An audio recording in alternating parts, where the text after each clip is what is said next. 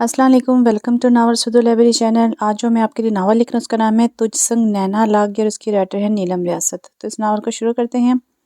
रोज़ की तरह आज भी इसकी आंख अलार्म की पहली घंटी पर ही खुल गई थी। इसने इसी वक्त चारपाई छोड़ दी। बाथरूम में जाने से पहले दादा अब्बा के पलंग के करीब खड़े होकर इनकी चलती हुई सांसों का यकीन किया और जब इनके हल्के हल्के खराटे सुनकर दिल को तसल्ली हासिल हो गई तो वो इनके कमरे का दरवाज़ा धीरे से खोलने और दोबारा से बंद करने के बाद बाहर आ गई। सीढ़ियों की तरफ जा रही थी मगर रुक गई। छोटी छोटी गूं गूं की आवाज़ ने सारी तवज्जो छीन ली। लबों पे खुद ब खुद मुस्कुराहट दौड़ गई। स्टोर रूम के साथ वाला कमरा समरा का था और आजकल वो अपने छोटे से गोल गप्पे के साथ रहने आई हुई थी। दरवाज़ा अनलॉक ही था। इसकी बड़ी वजह ये थी कि घर पूरी तरह से बंद था। मेन और सीढ़ियों वाला दरवाज़ा अगर लॉक होते तो बाकी की कोई फिक्र नहीं थी। कमरे में नाइट बल्ब की रोशनी फैली हुई थी। समरा की रज़ाई तकरीबन बेड से नीचे पड़ी थी। खुद वो आंखों पर ब्लाइंड फोल्डर लगाए खराटे भर रही थी। फिर इसकी नज़र इस वजूद पर पड़ी जिसकी कशिश में वो अंदर आई थी। 6 माह का अब्दुल्ला अम्मा की सारी मेहनतों गई पैकिंग खेड़ खाड़ कर नंगा पड़ा अपने पैरों के अंगूठे मुंह में डालने की भरपूर कोशिश में था। मुस्कुराते हुए आगे आई, रजाई उठाकर समरा पर डाली और बेबी कोट में लेटे अब्दुल्ला की तरफ आई। इसको भी अच्छी तरह कंबल ओढ़कर गोद में लिया। आपकी सुबह तो मेरे साथ ही होती है ना अब्दुल्ला शहजादे। सरगोशी में अब्दुल्ला से बातें करती इसकी दूध वाली खाली बोतल उठाकर नाइट बल्ब को भी बंद करती बाहर आ गई। किचन की लाइट पहले से जलती देखकर थोड़ी हैरत भी हुई मगर अंदर काम करते रशीद को देखकर और भी हैरत हुई। रशीद, तुम इतने मुंह अंधेरे किचन में? रशीद इसकी आवाज़ पर चूम कर पलटा। आप उठ गई? छोटी बीबी चाय या लस्सी कुछ बना दो? इसलिए इसके लिए रशीद के लहजे में हमेशा इज्जत ही होती थी। अरे नहीं, मैं तो बस अब्दुल्ला के लिए दूध लेने आई हूँ। मगर तुमने तुमने नहीं बताया क्या वासिफ की आज फिर कोई ट्रिप है? इसकी बात पर रशीद हंस दिया। नहीं छोटी बीबी, वासिफ भाई की ट्रिप हो तो तैयारी यूं खुफिया कब होती है? वो तो 4 दिन पहले से ही मेन्यू बताने लग जाते हैं। ये तो छोटे साहब आए हैं, इनके लिए कॉफ़ी बना रहा हूँ। लाएं ये खाली बोतल मुझे दे दे, मैं धोकर फिर से तैयार कर देता हूँ। सभी को इल्म था कि रशीद किस को छोटे साहब कहकर मुखातिब करता है और इसके मुंह से छोटे साहब सुनते ही अमसाल के चेहरे का रंग बदल गया था। जो रशीद की नज़रों से ये मंजर छुपा नहीं था, इसलिए अब वो इसे बातों में लगाकर ध्यान बटाना चाह रहा था। इसने आगे बढ़कर फ्रिज से ताज़ा दूध का बना पड़ा फीडर निकाल कर माइक्रोवेव में रखा। फिर स्पार्ट से लहजे में रशीद को हदायत दी।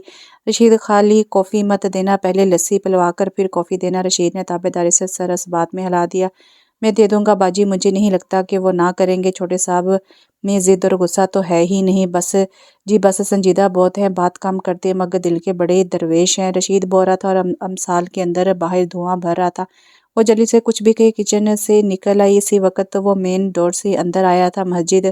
निकी ने मस्जिद से नमाज पढ़ कर आया था। काले खद्दर के सूट पे इसने ब्राउन गरम चादर ओढ़ी हुई थी। वो भी अमसाल के वजूद को इसी तरह इग्नोर करता दादा के कमरे की जानिब बढ़ गया जिसे अमसाल इसको नज़रअंदाज करती स्पेयर रूम में चली गई क्योंकि वो ऊपर अपने बेडरूम में अब वो जाना नहीं चाहती थी और दिल में दुआ कर रही थी कि या अल्लाह जब तक अम्मी अब्बा उम्रे से वापस नहीं आ जाते ये वक्त खैर से गुजर जाए। अमसाल की बच्ची, बीमार पड़ने का प्रॉब्लम तो नहीं तुम्हारा? ये इमली का 15वां पैकेट है अब जो रात को मेरी जान खाई ना कि अम्मी गला बंद हो गया है तो रख, जूते लगाऊंगी। अम्मी की डांट पर इसने अपने बॉब कट बालों को महसूस स्टाइल में झटका देकर लापरवाही से कंधे कुचाए। अम्मी अपनी डांट संभाल कर रखें किसी और वक्त के लिए, आज तो आपका कहा सच साबित होने वाला नहीं है क्योंकि ये जो इमली आपके सामने मैंने खाई है ये ना खट्टी नहीं है, मीठी इमली है। अगर यकीन नहीं तो चक्कर देख लें। इसने फट से इमली अम्मी के मुंह के आगे की। अरे इधर साड़ो, इस सौगात को तुम्हें मुबारक हो। अम्मी ने इसका हाथ झटक कर दूर कर दिया तो वो वापस सोफे की नरमियों में खुद को दफन करते हुए पुरसोच अंदाज में बोली, अम्मी एक बात तो बताए। अम्मी ने अलमास की कमीज से तरपाई करते हुए एक लम्हे को सर उठाकर अपनी लाली बेटी के चेहरे को देखा। पूछो होगा कोई उल्टा सीधा ख्याल? इसे नफ़ी में सर हिलाते हुए कहा। अरे कहा मेरी प्यारी राज दुलारी माँ, मैं तो सिर्फ ये जानना चाह रही थी कि क्या पैदाइशी सड़ू हैं या शादी के बाद हुई। अम्मी ने अपना काम तर्क करके इस बार इसको मलामती नज़रों से देखा। बस इन्हीं फजूल बातों और सवालों के लिए तो मेरे घर पैदा हुई हो। इनकी बात अंदर तक आता अबसाम जारी रखते हुए शुरू हो गया। खाला, इसको और भी बहुत काम करने थे जिसके लिए दुनिया में आई है, मसलन रसाले पढ़ना, मूवीज़ देखना, लोगों की झूठी शिकायतें लगाकर इनको अब्बा से झिड़कियाँ परवाना। वैसे बंदरी, तुम्हें शर्म तो ना आई होगी अब्बा को बताते कि खालू जी अबसाम दोस्तों के साथ सलमा गया है। एंड पे इसने अमसाल की नकल उतारते हुए कहा था और वो इसको नज़रअंदाज करती भागकर जाकर खाला के गले लग गई थी। मैंने आपको इतना मिस किया था, मुझे कोई नहीं पता اگلی دفعہ جب آپ اپنی نند کے گاؤں جائیں گی میں بھی آپ کے ساتھ چلوں گی۔ خالہ نے محبت سے اس کو ساتھ لگا کر 2-3 بوسے لے ڈالے۔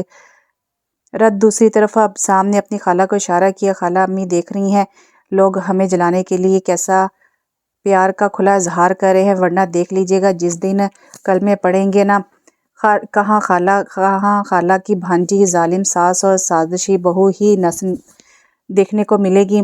بس آپ اور میرا پیار ہی سچا ثابت ہونا ہے۔ وہ بھی خالہ کا ہاتھ پکڑ کر صوفے پر ان کے برابر بیٹھ گئی۔ فکر نہ کرو، یہ میری ساس ہیں، تمہاری نہیں، ظلم بھی کریں گی تو پیار سے۔ اور جہاں تک رہی سازشی بہو کی تو بات تو مسٹر ابسام سکندر، سازشیں تو ہونی ہیں، مگر اپنی شہزادی خالہ کے نکٹو بیٹے کے خلاف کیوں؟ خالہ اسے رائے خالہ سے مانگی، جو اب امی کی طرف سے خاصا گرم آیا۔ کیا کروں میں تمہاری اس گزبہ لمبی زبان کا، جسے چسکے لینے اور پٹر پٹر بے لگام دوڑنے کے سوا کوئی دوسرا کام نہیں؟ اس نے سنجیدہ ہونا کب سیکھا تھا؟ فٹ بولی دو آپ نے گوا دیے ہیں۔ ویسے خالہ میں آپ کے گھر کیوں نہیں پیدا ہوئی؟ کتنا اچھا ہوتا اگر آپ میری امی ہوتی اور ابسام میرے ماں باپ کی اولاد ہوتا۔ پہلے خود ہی آئیڈیا دیا، پھر خود ہی بولی استغفار، یہ میں کیا چاہ رہی ہوں؟ اگر یہ امی کی اولاد ہوتا تو اس کا مطلب امی میری ساس ہوتی۔ یا اللہ تیرا شکریہ جو تو نے مجھے امی جیسی ہٹلر ساس نہیں دی۔ بیٹی کی بات سن کر ساجدہ کو ہنسی بھی آئی، غصہ بھی، جو ہمیشہ کی طرح سوچے سمجھے بغیر بولتی چلی جا رہی تھی۔ حالانکہ ان کا دل اس کے لمبے لمبے بے پرواہ کہکوں سے ہمیشہ ڈرتا تھا۔ وہ دل کی سادی تھی، ایک تو خالہ سے بچپن کا پیار تھا اور امارہ کی بھی اس میں جان تھی۔ ابسام 1.5 سال کا تھا جب وہ دنیا میں آئی تھی۔ اس سے بڑی ایک بہن اور ایک چھوٹا بھائی تھا، مگر لاڈلی وہی تھی۔ اس کی وجہ ہر وقت پٹر پٹر چلتی زبان تھی۔ اگر کوئی کہانی پڑھ لے تو تب تک سکون نہ ہے جب تک ابو کو لفظ بہ لفظ نہ سنا لی۔ اس کی ہر بات میں بے ساختہ پن ہوتا۔ پتہ نہیں یہ بات کس نے پہلے کی تھی کہ کوئی کہتا ابسام کی دادی نے، کوئی کہتا امسال کی دادی نے، پر یہ بات اب سارے خاندان برادری میں مشہور تھی کہ امسال امارہ کی بہو بنے گی۔ ابسام کے والد سکندر واپڈا میں ملازم تھے، پچھلے 15 سال سے اسی شہر میں تعینات تھے۔ امسال لوگوں کی پچھلی گلی میں ان کا گھر تھا اور وہ ہر روز شام کو ان کے گھر پائی جاتی۔ کبھی کرکٹ کھیلی جاتی، کبھی بیڈمنٹن۔ اگر خالہ کے ساتھ پیار تھا تو خالوں کے ساتھ انکنڈیشنل یاری تھی۔ عام طور پر وہ صرف پورے یا آدھے دن کے لیے آتا تھا، لنچ یا بڑے اسرار پر ڈنر کے لیے رکتا اور ڈنر کے فوراً بعد نکل جاتا۔ اس کی نوکری اسلام آباد میں تھی۔ گھر والوں کے کہنے کے باوجود وہ اپنا ٹرانسفر نہیں کروانا چاہتا تھا۔ جو زندگی اس نے اپنے لیے چنی ہوئی تھی وہ فرار تھا، اور اب اسے فرار میں ہی مزہ آ رہا تھا۔ ابھی بھی وہ کل سے گھر پر تھا، اور کل سے وہ ایک دفعہ بھی اپنے کمرے میں نہیں آئی تھی، اور نہ ہی اس نے خود سے اسے بلوایا تھا، مگر وہ سب کچھ دیکھ اور سمجھ رہا تھا۔ رشید کے ذریعے اس کے سب کام کروائے جا رہے تھے۔ جس طرح وہ سب کچھ خاموشی سے کر رہی تھی، اس طرح وہ سب کچھ خاموشی سے دیکھ رہا تھا۔ اس وقت بھی تیار ہو کر نیچے آیا، سبھی سٹنگ روم میں ہی موجود تھی۔ اسے دیکھتے ہی عبداللہ کے ساتھ کھیلتے واصف کی زبان پر کھجلی ہوئی تھی۔ ارے آئیے آئیے جناب، بڑی بات ہے، حضور آج کل گھر پہ نظر آ رہے ہیں، کہیں نوکری ختم تو نہیں ہوگی؟ وہ واصف کی گود سے عبداللہ کو اٹھاتا وہیں اس کے برابر بیٹھ گیا۔ نہیں یار، نوکری سے دل اکتا گیا ہے، اس لیے 4 دن چھٹی لی ہے۔ واصف کو جواب دینے کے بعد وہ ادھر ادھر دیکھتے ہوئے عبداللہ کی توجہ اپنی طرف کرنے کے لیے سیٹی بجانے لگا، جبکہ واصف ابھی تک منہ کھولے اپنے بڑے بھائی کی شکل دیکھ رہا تھا۔ سمرہ نیچے کارپٹ پر بیٹھی عبداللہ کے دھلے ہوئے کپڑے طے کر کے ٹوکری میں رکھ رہی تھی، اور امسال دادا جی کے تخت پر ان کے برابر بیٹھے کوئی کتاب پڑھ کر سنا رہی تھی۔ سمرہ نے واصف کا منہ بند کرتے ہوئے مشورہ دیا، منہ بند کر لو نہیں تو مکھی چلی جائے گی۔ واصف کی ایکٹنگ عروج پر تھی۔ ارے عبداللہ کی ماں، جاؤ بھاگ کر دادا جی کے کمرے سے آلہ لے کر آؤ، اپنے بھائی کا بلڈ پریشر تو چیک کریں جناب، وہ کہہ رہے ہیں کہ ان کا اپنی محبوبہ سے دل اکتا گیا ہے۔ وہ واصف کی طرف کوئی توجہ نہیں دے رہا تھا۔ محبوبہ کے نام پر امسال کے ہاتھ میں پکڑی کتاب نہ جانے کیسے گر گئی۔ سبھی کا دھیان اس کی طرف گیا سوائے اس کے شوہر کے۔ واصف نے تو دل کھول کر کہکا مارا۔ اس نے عبداللہ کو اس کی ماں کی گود میں ڈالا اور واصف سے مخاطب ہوا، اپنے ہاتھی سے دانت اندر کرو اور میرے ساتھ چلو۔ ایک دوست کے ابو کا چالیسواں ہے، افسوس کر رہا ہے، میں کیا اس گھر کا بڑا بوڑھا ہوں؟ واصف کے پاس فٹ جواب حاضر تھا، نہ جاؤں، میں دادا جان کو لے جاتا ہوں۔ وہ آواز تھوڑی اونچی کر کے دادا جی سے پوچھنے لگا، دادا ابو چلیں ایک فوتگی کا افسوس کر آئیں۔ آدھے ممتاز مفتی کی کتاب میں گم دادا جی نے بھی سر نفی میں ہلا دیا۔ او یار، تم جانتے ہو مجھ بڈھے سے تو 10 منٹ تک لگاتار بیٹھا نہیں جاتا، ایویں ادھر کوئی نئی مصیبت بناؤں گا۔ تم امسال کو لے جاؤ۔ دادا جی کے مشورے پر جہاں اس کی نظر بے اختیار اس کے جھکے سر کی طرف گئی تھی، وہیں واصف تالی بجا کر دادا جی کو داد دیتا پٹوسی مار کر ایک ہی جست میں ان کے برابر جا بیٹھا۔ یہ کینہ بات آج آپ نے ثابت کر دیا کہ شیر جوان آخر شیر جوان ہی ہوتے ہیں۔ واصف کے بیٹھتے مثال ہے تقریباً چیخ اٹھی، دیکھ کر موٹو دادا کی اینک پر بیٹھ گئے اور بات تو کوئی نہیں ہوئی تھی، مگر پھر بھی کچھ لمحوں کے لیے ہر کوئی اپنی جگہ تھم سا گیا تھا اور امثال کے شوہر کی نظر اپنی بیوی کے چہرے سے ہٹنے کی انکاری ہو گئی تھی۔ سمرا نے ایک نظر سر جھکائے اپنے ہونٹ کاٹتی امثال کو دیکھا، پھر اپنے بھائی کی گہری سنجیدگی میں چھپی اذیت کو، تو آنکھوں میں آنسو آ گئے جنہیں صاف کرتی لہجے میں بشاشت پیدا کرتے ہوئے بولی، ٹھیک کہہ رہے ہیں بھابی، آپ تیار ہو جائیں، آپ ہی بھائی کے ساتھ جائیں۔ امثال نے سر اٹھا کر سمرا کی جانب دیکھا تو اس کے چہرے پر پھیلی دہشت دیکھ کر ان کے چاروں کے دل کٹ گئے تھے۔ وہ فوراً کتاب چھوڑ کر کھڑی ہوگی۔ میں بھلا وہاں جا کر کیا کروں گی، اور ویسے بھی گھر پہ اتنے کام ہیں، میرا نہیں خیال میرا جانا ممکن ہے۔ اس سے پہلے کہ وہ وہاں سے غائب ہوتی، واصف نے آگے بڑھ کر اس کا ہاتھ تھام لیا، کام وغیرہ کی فکر کیوں کرتی ہیں، یہ آپ کا موٹو ہے نا، سب دیکھ لوں گا، آپ جاؤ اور واپسی پہ میرے اور عبداللہ کے لیے برگر بھی لانا۔ اس نے منت بھری نظروں سے واصف کو دیکھتے ہوئے ہاتھ چھڑانا چاہا، مگر آج واصف کچھ سوچ چکا تھا، اس نے امثال کے آگے اپنے ہاتھ جوڑ دیے۔ میں معافی مانگتا ہوں، میں ہم سب کی طرف سے آپ سے معافی مانگتا ہوں، جو کچھ ہوا تھا اس میں نہ آپ کا قصور نہ میرے بھائی کا، پھر آپ دونوں ایک دوسرے کو کس بات کی سزا دے رہے ہیں۔ امثال کے چہرے پہ پتھروں سے سختی تو آئی، پر رنگ دھلے لٹھے سا ہو گیا۔ اس نے واصف کے بندھے ہوئے ہاتھ کھول دیے، بولی تو آواز کانپ رہی تھی، آج کے بعد ایسی کوئی بات مت کرنا واصف، وزیادتی کل بھی میرے ابو سے ہوئی تھی اور آج بھی، نتیجہ کل بھی میں نے بھگتا تھا، آج بھی بھگت رہی ہوں، مگر فرق جانتے ہو کیا ہے، کل مجھے کوئی شکوہ نہیں تھا، جو بھی ان کا فیصلہ تھا، ان کو میرے باپ کی حیثیت سے حق ہے تھا، اور یہ حق میں نے ان کو بخوشی دیا تھا۔ آگے جو ہوا وہ میرا نصیب، مگر اب جو ہوا ہے نہ مجھے جینے دیتا ہے، نہ دیتا ہے، میرا دم گھٹتا ہے یہ سوچ کر کہ میرے بڑوں نے زبردستی مجھے کسی کے سر پہ تھوپ دیا۔ وہ شاید اس کی موجودگی سے غافل ہو گئی تھی، پہلے وہ سارا سین یوں دیکھتا رہا اور سنتا رہا جیسے یہ اس کے گھر کی نہیں، کسی ڈرامے کی سٹوری چل رہی ہو، مگر امثال کی آخری بات نے اسے اپنی جگہ سے اٹھ کر اس کے مقابل آنے پر مجبور کر دیا۔ کس کی بات کر رہی ہو، اس کی آواز اپنے قریب سنتے وہ بت بن گئی، تیزی سے وہاں سے ہٹ جانا چاہا، مگر اس کے سامنے آ کر راستہ روک دیا۔ آج سر بازار موضوع چھیڑ ہی گیا ہے تو بات کرنے میں کیا حرج ہے، یوں تو پچھلے 6 ماہ سے دونوں ایک دوسرے کے نکاح میں تھے، مگر آج پورے 4 سال بعد وہ اس کے ساتھ براہ راست مخاطب ہوا تھا۔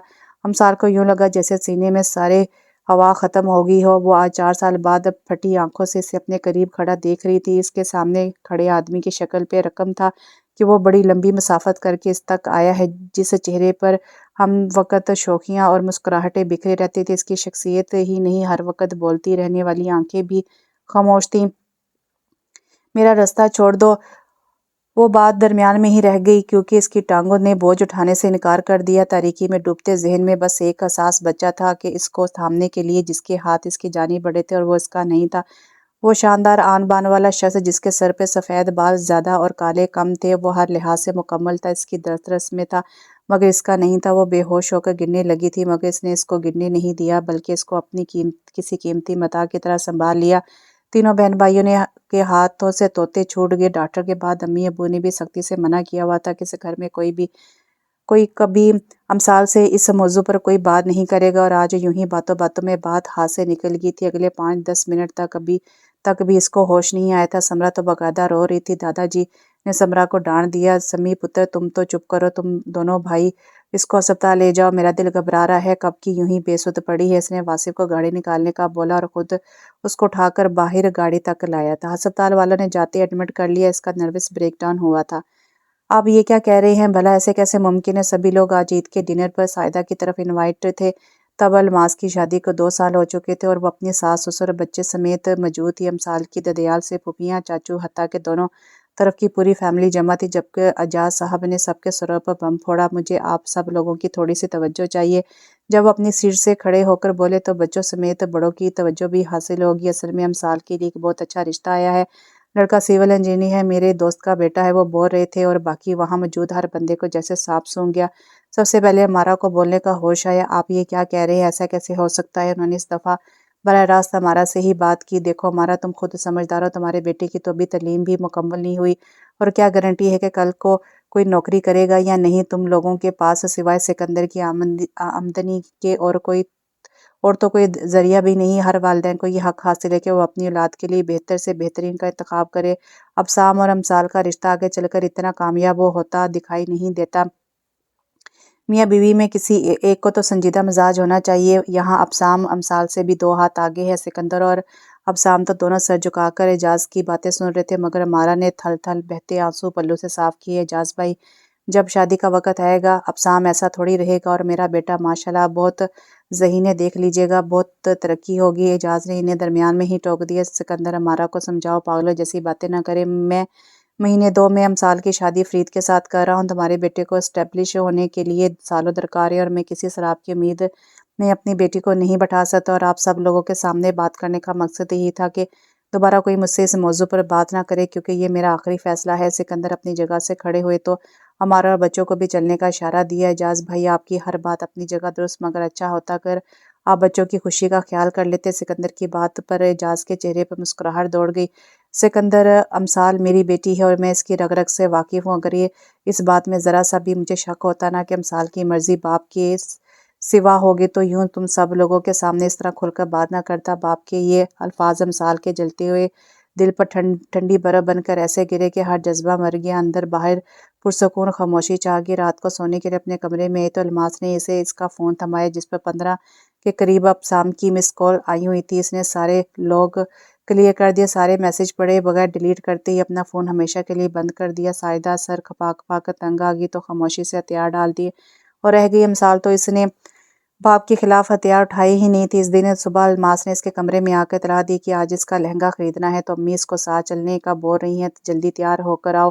امثال نے کوئی سوال جواب نہ کیا، تیار ہو کر الماس اور امی کے ساتھ چل دی۔ الماس نہ جانے کن انجان اور قدر سنسان رستوں سے گاڑی بھگا رہی تھی۔ مارکیٹ کا راستہ تو دوسری جانب تھا، اور جب اس نے گاڑی روڈ پر ہی ایک طرف کھڑی کر دی اور وہاں سکندر ماموں کی گاڑی پہلے سے کھڑی دیکھ کر امثال کو اپنا گلا خشک ہوتا محسوس۔ صبح سے شکوہ بھری نظروں سے الماس کو دیکھا، جس نے جواب میں کندھے کچا دیے۔ امی الماس کے ساتھ اگلی سیٹ پر تھی، ابسام آ کر پیچھے سیٹ پر امثال کے برابر بیٹھ گیا۔ کچھ لمحے وہ امثال کو اپنی سرخ ہوتی آنکھوں سے گھورتا رہا، جبکہ امثال نے ایک دفعہ بھی اس کی طرف نہ دیکھا۔ تو اب میں اتنا برا ہو گیا ہوں کہ نہ تم مجھ سے بات کرنا پسند کرو اور نہ ہی میری شکل دیکھنا چاہتی۔ ابسام کے لہجے میں غصہ تھا۔ تمہیں اس طرح سے یہاں مجھے روکنا نہیں چاہیے تھا، وہ ٹھہرے ہوئے لہجے میں بولی، تو جواب میں وہ پھٹ پڑا، فون میرا تم اٹھاتی نہیں ہو، گھر تمہارے آنے کی مجھے اب اجازت نہیں ہے، تو اور میں کیا کروں؟ امثال مسلسل باہر دیکھ رہی تھی۔ تم اچھی طرح جانتے ہو میرے ابو اپنا فیصلہ بدلنے والوں میں سے نہیں ہے، جو بات انہوں نے کر دی ہے وہی فائنل ہے، اس حقیقت کو مان لو، اور آئندہ مجھ سے کزن کی حیثیت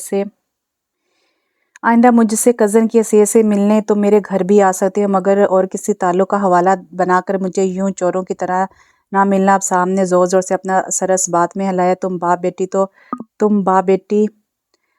بیٹی تو بڑے باصول لوگ نکلے بھائی۔ اگر تمہیں یاد ہو تو مجھ سے تمہارا جو تعلق ماضی میں جڑ گیا تھا وہ بھی تمہارے باپ کی مرضی سے جڑا تھا، پھر وہاں تم نے اس سے کیوں نہیں پوچھا، کیوں اب زبان سے پھر گیا؟ دونوں اس بات سے بے پرواہ بولتے جا رہے تھے کہ اگلی سیٹ بیٹھی ساجدہ کتنی مشکل سے اپنی ہچکیاں دبا رہی تھی۔ اس دفعہ اس نے ابسام کی آنکھوں میں آنکھیں ڈال کر جواب دیا، ابسام، سکندر، تمیز سے بات کرو، اور کون سا میں تمہارے نکاح میں رہی ہوں، منگنی تھی ہماری ساتھ میری، اور جانتے ہو منگنی کی شرعی کوئی حیثیت نہیں ہوتی۔ کیا میں نے آج تک کبھی تم سے کسی قسم کا کوئی جذباتی پن کا اظہار کیا؟ جہاں تک رہی مذاق کی بات اور کزن ہونے کی حیثیت سے، وہ سب کے ساتھ میرا رویہ ہمیشہ یکساں رہا ہے۔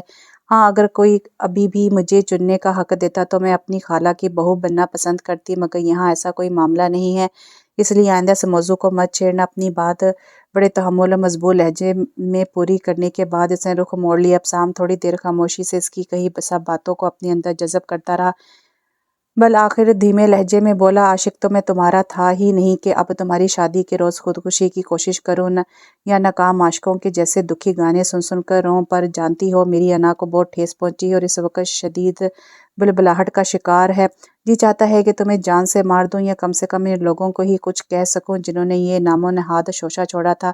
اپنے پیچھے گاڑی کا دروازہ اس قدر زور سے بند کر کے گیا، امثال اپنی جگہ اچھل کر رہ گئی۔ اگلے چند سیکنڈوں میں ابسام کی گاڑی دھول اڑاتی ہوئی منظر سے غائب ہو گئی۔ امثال، جو ابھی تک بڑی مضبوطی سے کھڑی تھی، ایک دم سے پھوٹ پھوٹ کر رو دی۔ فرید میں وہ ہر خوبی تھی جو اس کو ظاہری طور پر پرکشش بناتی تھی۔ وہ تنہا 2 مربع اراضی کا مالک تھا، 2 نئے ماڈل کی بڑی گاڑیاں اس کی ذاتی ملکیت تھی، اچھا کھانا، اعلیٰ اوڑھنا۔ شادی کے شروع کے دنوں میں جتنی دفعہ وہ میکے آئی، خوب پھل مٹھائیوں سے لدی ہوئی آتی، یہ اتنی بڑی گاڑی سمیت ڈرائیور کے چھوڑنے اور لے جانے آتی، مگر فرید مصروفیات کی بنا پر صرف ایک دفعہ ہی آیا۔ امثال کے بے ساختہ کہکے جن سے ماں کا دل ہمیشہ ڈولتا تھا اب دھیمی سی مسکراہٹ میں بدل گئے تھے۔ پہلے تو مہینے میں ایک چکر لگا ہی لیتی تھی، پھر دو دو مہینے گزر جاتے، فون تک نہ کرتی۔ ماں باپ دل کے ہاتھوں مجبور ہو کر فون کرتے تو نوکر جواب دیتے بی بی فرید صاحب کے ساتھ باہر گئی ہے۔ ماں باپ یہی سوچ کر پرسکون ہو جاتے کہ اپنے گھر خوش اور مگن ہے، چلو جب فرصت ہوگی ملنے آ جائے گی۔ جتنی دفعہ آتی اس کی صحت پہلے سے بھی مرجھائی ہوئی ہوتی، مگر ہر دفعہ مسکرا کر ماں باپ کو تسلیاں دے کر مطمئن کر جاتی۔ ایک سال کا عرصہ یوں ہی سامنے نظر آنے والی حقیقتوں کو جھٹلاتے گزرا۔ دوسری طرف ہمارا اور سکندر امثال کی شادی کے 3 ماہ بعد ہی ملتان سے لاہور شفٹ ہو گئے تھے۔ دونوں گھروں میں آنا جانا، ملنا ملانا سب گئے دنوں کی باتیں ہو گئی۔ ہمارا اور سکندر نے تو کسی قسم کی فیملی فنکشن میں شرکت بھی مصروفیات کی بنا پر ترک کر دی ہوئی تھی۔ کبھی کسی فوتگی وغیرہ پر اور بھی بہنوں کا سامنا ہو جاتا تو ایک دوسرے سے سلام بھی نظریں چراتے ہوئے لی جاتی۔ الماس کا ویزا آ گیا تھا اور وہ بچوں سمیت میاں کے پاس جانے کی تیاریوں میں تھی۔ امثال کے گھر فون کیا، مگر ہر دفعہ ملازم اٹھا کر کوئی نہ کوئی بہانہ بنا دیتا۔ پھر خود ہی 2 دن بعد آ گئی۔ عام سا سوٹ تھا جس کا رنگ اڑ کر بد رنگ ہو چکا تھا، پیروں میں عام سی گھر میں پہنی جانے والی چپل، چہرے پر بے رونقی اور آنکھوں میں دنیا بھر کی ویرانی۔ سائدہ نے بے اختیار ہوتے ہوئے اسے گلے سے لگا لیا۔ یہ کیا اپنی حالت بنا لی ہوئی ہے؟ اس نے ماں سے نظریں چرائی۔ مجھے اپنا کوئی جوڑا دے دیں یا الماس آپا کا کوئی پرانا جوڑا پڑا ہو تو وہ دے دیں، میں ابو کے گھر آنے سے پہلے بدل لیتی ہوں۔ آپ بھی ان کو کچھ مت بتائیے گا۔ اصل میں فرید کی اماں نے مجھے آنے کی اجازت دی تو میں نے جلدی میں کپڑے بھی نہ بدلے کہ کہیں پھر وہ اپنا فیصلہ نہ بدلیں۔ کبھی کبھی وہ بہت سخت رویہ اپنا لیتی ہیں۔ وہ ایک ٹرانس میں بول رہی تھی اور سائدہ کے آنسو بھل بھل بہہ رہے تھے۔ مجھے پتا تھا تم وہاں خوش نہیں ہو، سائدہ ہچکیوں کے درمیان بولی تو امثال نے تیزی سے ان کے ہونٹوں پر اپنا ہڈیاں نکلا ہاتھ رکھ دیا۔ نہ امی پلیز ایسا نہ بولے، میرے اتنے عرصے کی محنت پر پانی پھر جائے گا۔ امی میری ساس کو میری پہلی منگنی کا علم نہیں ہے، اگر بھنک بھی پڑی نہ تو میری نیک نامی پر دھبا لگ جائے گا۔ اور یقین مانے میں خوش ہوں، سب کو خوش رکھنے کی پوری کوشش بھی کرتی ہوں، مگر وہ لوگ پھر بھی ناراض ہی رہتے ہیں۔ اصل میں جو ان کا مطالبہ تھا وہ پورا کرنے سے میں نے انکار کر دیا، اس لیے ناراض ہو کر فرید نے دوسری شادی کر لی۔ مگر آپ فکر نہ کریں، تھوڑا غصے والا ہے، کبھی کبھی ہاتھ اٹھا لیتا ہے، مگر دل کا برا نہیں ہے۔ وہ تو جیسے بہت عرصے بعد بیٹھی تو دل کا سارا غبار نکال کر اٹھتی، مگر دروازے کے قریب کو کھڑا کھڑا لہرا کر گرا تھا۔ وہ امثال کا باپ تھا۔ اس دن ان کو پہلا ہارٹ اٹیک آیا تھا۔ الماس کا جانا فی الحال ملتوی ہو گیا۔ سب کی توجہ اجاز کی طرف ہوگی، جو ایک دن میں ہی بوڑھے ہو گئے، کچھ بہتر ہو کر گھر آئے، اور فرید کے باپ جو کہ ان کا اپنا دوست رہا تھا اپنی بیٹی کا قصور جاننا چاہا تو معلوم ہوا فرید چاہتا تھا کہ امثال اپنے باپ کی جائیداد میں اپنا حصہ طلب کرے، جس کو سنتے ہی امثال نے قطعاً انکار کر دیا۔ اس کو اس کے انکار کا مزہ چکھانے کے لیے اپنی گرل فرینڈ سے شادی کر لی تھی، اور اب اس گھر میں امثال کی حیثیت نوکروں سے زیادہ نہ تھی، اور یہ سب امثال کے انکار کا نتیجہ تھا۔ اگر اچھی بیوی ثابت ہوتی تو بھلا فرید کو کیا پڑی تھی دوسری شادی کرنے کی، اور اوپر سے شادی کو 1.25 سال ہونے کو آیا ہے، ابھی تک امثال کی جانب سے کوئی خوشخبری نہ ملی، جبکہ دوسری بیوی سے فرید کو آتے ہی اچھی خبر ملی تھی۔ امثال کے ساس سسر نے رات کو فون پر اعجاز اور سائدہ کو ان کی بیٹی کی نالائکیاں گنوائی، اور دن چڑھتے ہی فرید کی طرف سے رجسٹری سے طلاق وصول ہوگی۔ جس باب کو اعجاز نے بڑی خوشی سے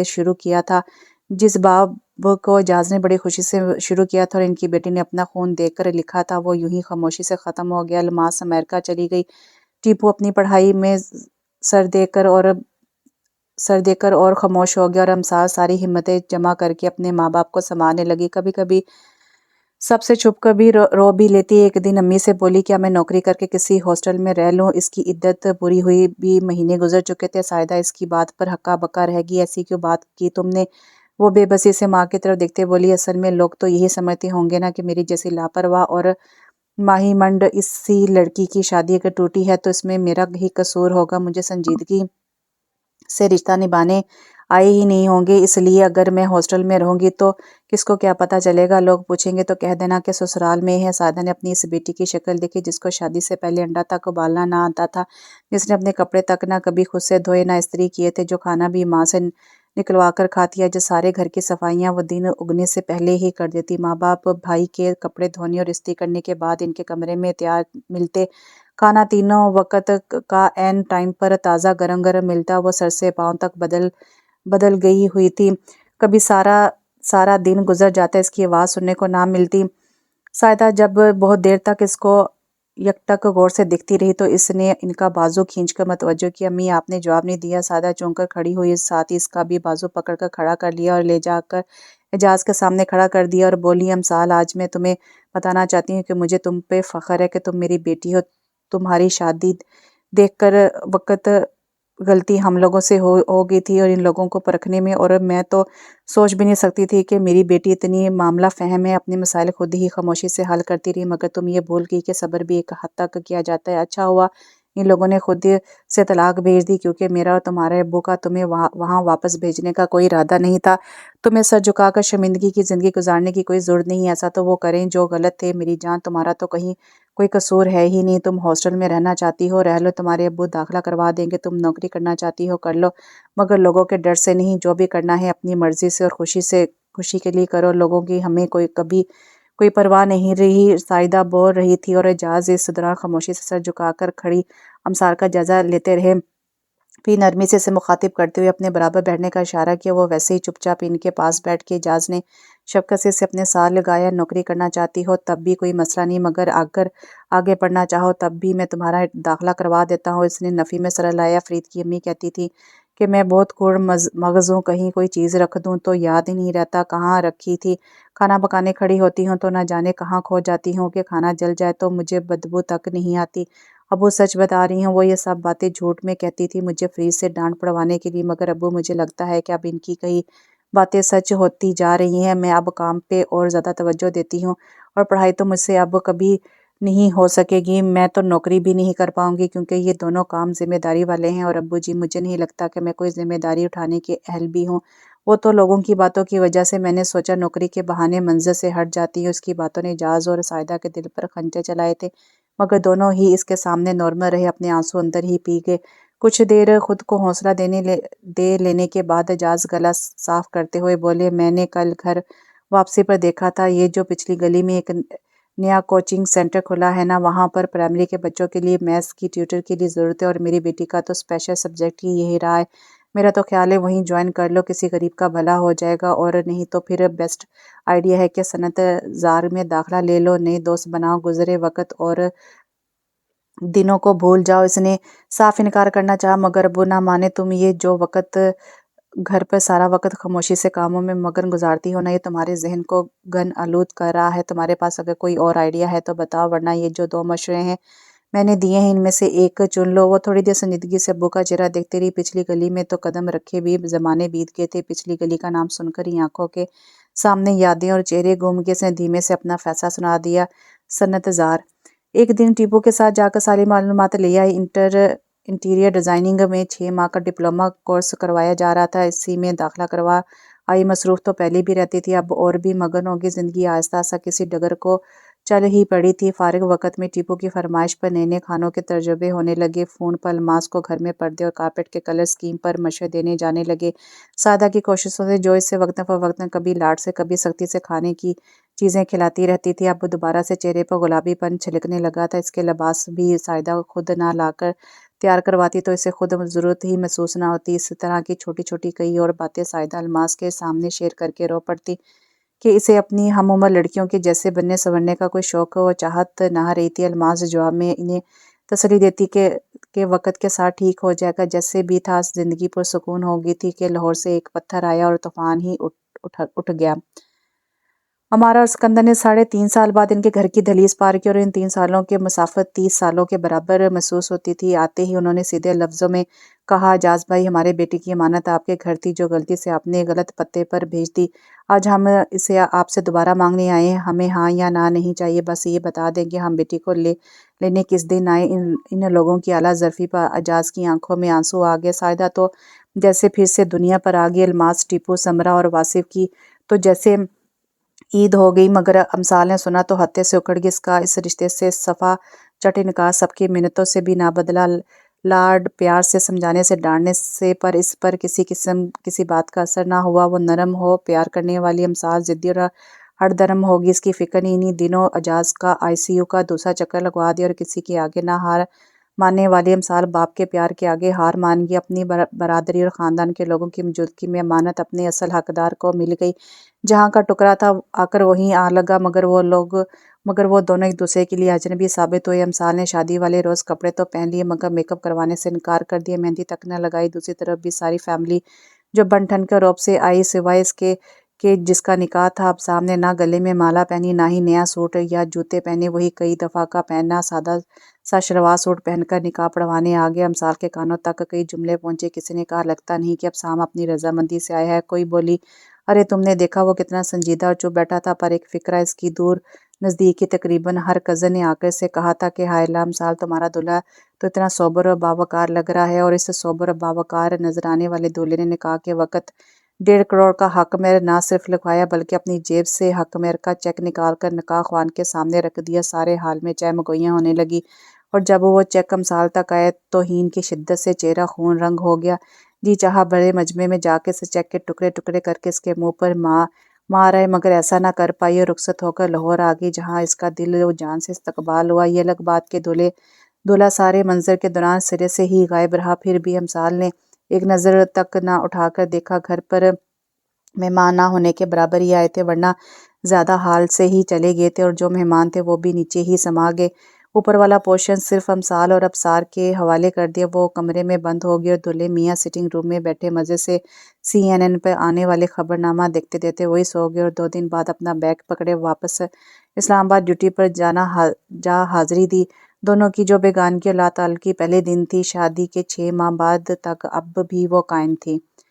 امی چلے نہ پہلے ہی زیاد کے صبح سے 3 فون آ چکے ہیں، وہ ابھی لینے آنا چاہ رہے ہیں۔ میں نے شام تک کی اجازت لی ہے اور اب اگر اس نے آنے کے وقت میں گھر میں ہونے کی بجائے مارکیٹ میں گھوم رہی ہوئی تو ڈانٹ پڑنی ہے۔ ہمارا نے سر پیڑ لیا۔ سمرہ میں سخت تنگ ہوں تمہاری ناکاموں سے، 2 دن سے تم جا رہی ہو بازار اور پھر بھی تمہاری چیزیں نہیں پوری ہوئیں۔ چڑی کے بورڈ سا تمہارا بچہ الگ پریشان ہوتا ہے، اوپر سے اس وقت گھر پہ آپا اور اعجاز بھائی آئے ہوئے، ان کو اکیلا بٹھا کر میں گھر سے نکل جاؤں؟ کوئی عقل سے کام لیا کرو، اور ایسی کوئی ایمرجنسی نہیں ہے، سب کچھ ابھی ہی آئے، جو چیزیں رہ جائیں گی بعد میں ہم خرید کر واصف کے ہاتھ بھیج دیں گے۔ اب جاؤ، جا کر اپنا سامان پیک کرو، پھر زیادہ غصہ کرے گا جب عین وقت پر چیزیں اکٹھی کرنے بیٹھو گی۔ امارا کی باتوں پر سمرہ صبر کے گھونٹ بھرتی بولی سامان امسال نے سارا پیک کر دیا ہوا ہے۔ امارا کی تیوری چڑھ گئی، میری بیٹی کی طبیعت ابھی پوری طرح سنبھلی بھی نہیں، اور تم نے اپنے کام اس کے سر ڈال بھی دیے ہیں۔ سمرہ نے ناک سے مکھی اڑائی۔ معاف کیجیے گا مگر آپ کی جو بیٹی ہے نا، مجھے تو کسی کام کو ہاتھ تک نہیں لگانے دیتی، جیسے قیامت ہی آ جائے گی۔ امارا گہری سانس کھینچ کر رہ گئی، کیونکہ سمرہ سچ ہی کہہ رہی تھی۔ سمرہ نے ماں کے چہرے پر اداسی دیکھی تو اپنی جگہ سے اٹھ کر ان کے پاس آ گئی۔ آپ امسال کو سمجھاتی کیوں نہیں ہیں؟ 7 ماہ پورے ہو گئے ہیں ان لوگوں کی شادی کو، اور اس دن پہلی دفعہ بھائی نے براہ راست امسال کو مخاطب کیا تھا، اور اس کا جو نتیجہ ہوا آپ نے بھی دیکھ لیا ہے۔ اب بالکل ٹھیک سب کے ساتھ ہنس بول رہی ہوگی، ابھی بھائی آ جائیں گے تو دیکھیے گا اس کے چہرے کا رنگ ہی بدل جاتا ہے۔ امارا نے اداسی سے سر اس بات میں ہلایا۔ میری تو خود سمجھ میں نہیں آتا میں کیا کروں، تم ذرا سام کا نمبر ملاؤ نا، اس کی تو خبر لوں۔ سمرہ نے پرس سے اپنا موبائل برآمد کیا، ابھی تو آفس میں ہوں گے، ہو سکتا ہے فون نہ اٹھائیں۔ سمرہ نے نمبر ملایا اور چوتھی بیل پر ہی اس نے فون اٹھا لیا۔ السلام علیکم مشیرہ، خیریت؟ جو اس وقت کال کی، سمرہ کے چہرے پہ مسکراہٹ دوڑ گئی، کیونکہ وہ اسے ہمیشہ شام کے وقت ہی فون کرتی تھی۔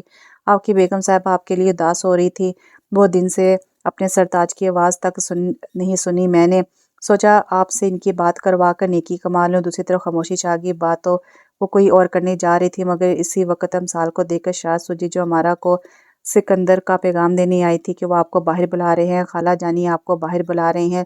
لائن کی دوسری طرف بھی یہ آواز گئی تھی، دھڑکنوں میں کچھ اتھل پتھل ہوئی تھی۔ سمرہ نے کچھ بھی سوچے سمجھنے کا موقع دیے بغیر فون امسال کے حوالے کیا۔ بھابھی اگر اس گھر کے کسی فرد سے تھوڑی سی بھی محبت ہے نا تو پلیز لائن مت کاٹنا، ہم سب کا اتنا خیال رکھتی ہو، ہمیں بھی تو موقع دو اپنے لیے کچھ کرنے کا۔ اس کے روبرو ہو کر بات نہیں کرنی تو نہ کرو، دونوں فون پر تو حال احوال پوچھ سکتے ہو نا۔ بھائی تم بھی پلیز فون بند مت کرنا۔ اپنی بات مکمل کر کے سمرہ نے امارا کا ہاتھ تھاما۔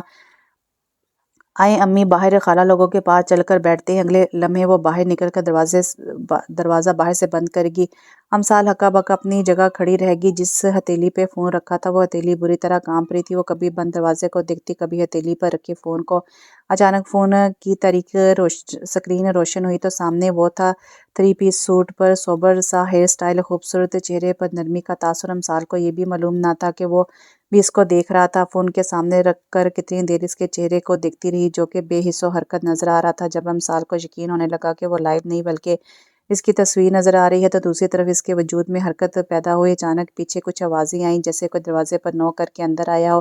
افسان نے فون کی سکرین سے نظر ہٹا کر سامنے دیکھتے ہوئے کہا، یار میری میٹنگ کینسل کر دو اور دیکھو جب تک میں نہ کہوں کسی کو اندر مت آنے دینا۔ آنے والا جو کوئی بھی تھا یس سر کہتا ہوا دروازہ بند کر کے چلا گیا۔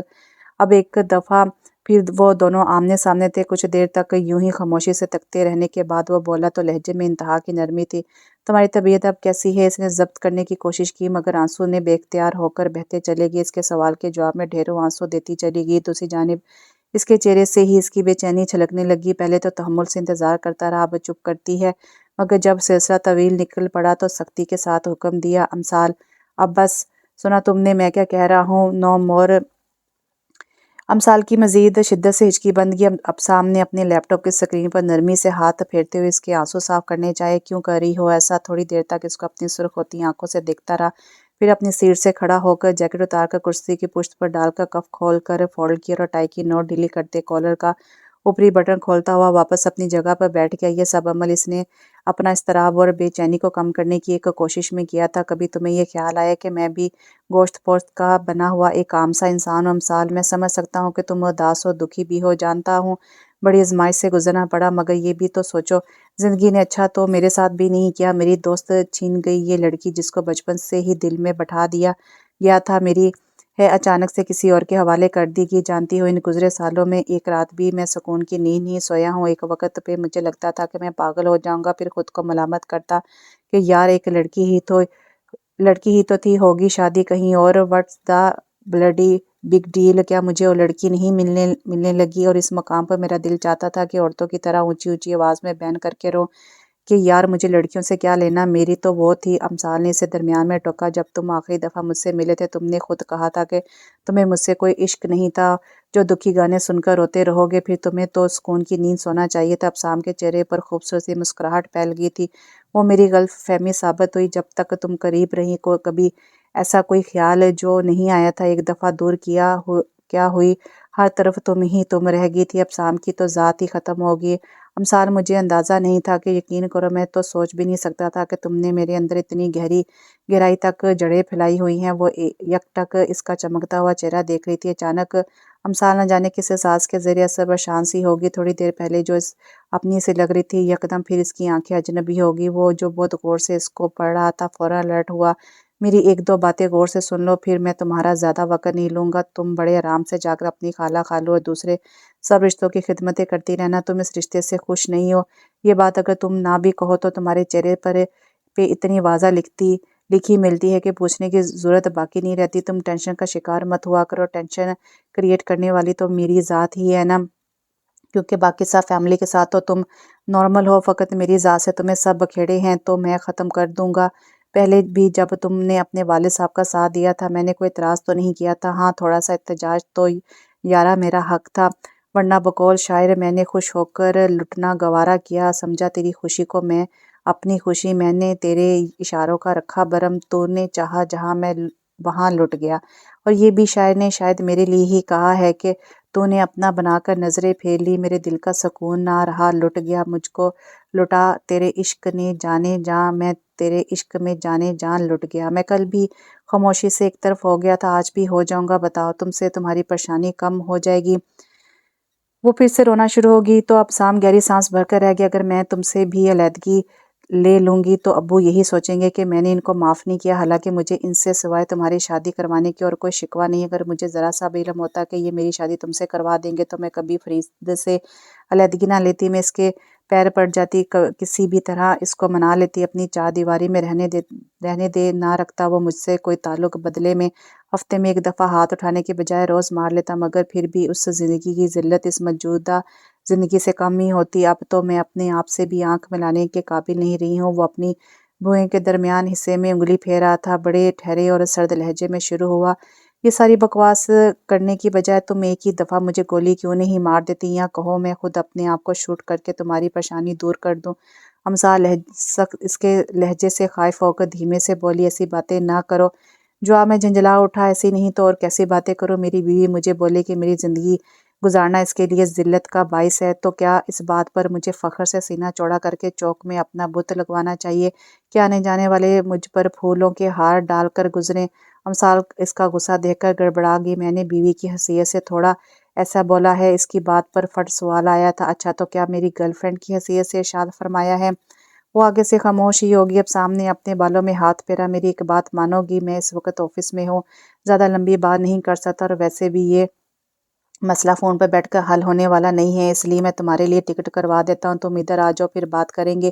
اس کی بات کے دوران ہی امثال نے نفی میں سر ہلنا شروع کر دیا۔ میں ہرگز بھی وہاں نہیں آؤں گی۔ اب سام کے ماتھے پر تعجب سے تیوری آئی۔ پوچھ سکتا ہوں کہ کیوں نہیں؟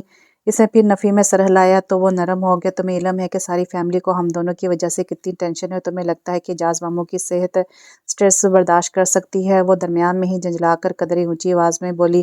یہ بھی اچھا طریقہ ہے، اعجاز ماموں کی صحت دکھا کر نکاح نامے پر سائن کروا لیے۔ اعجاز ماموں کی صحت دکھا کر آج اپنے پاس بلا رہے ہیں، کل کو اعجاز ماموں کی ہی صحت دکھا کر بچے پیدا کروا لو گے۔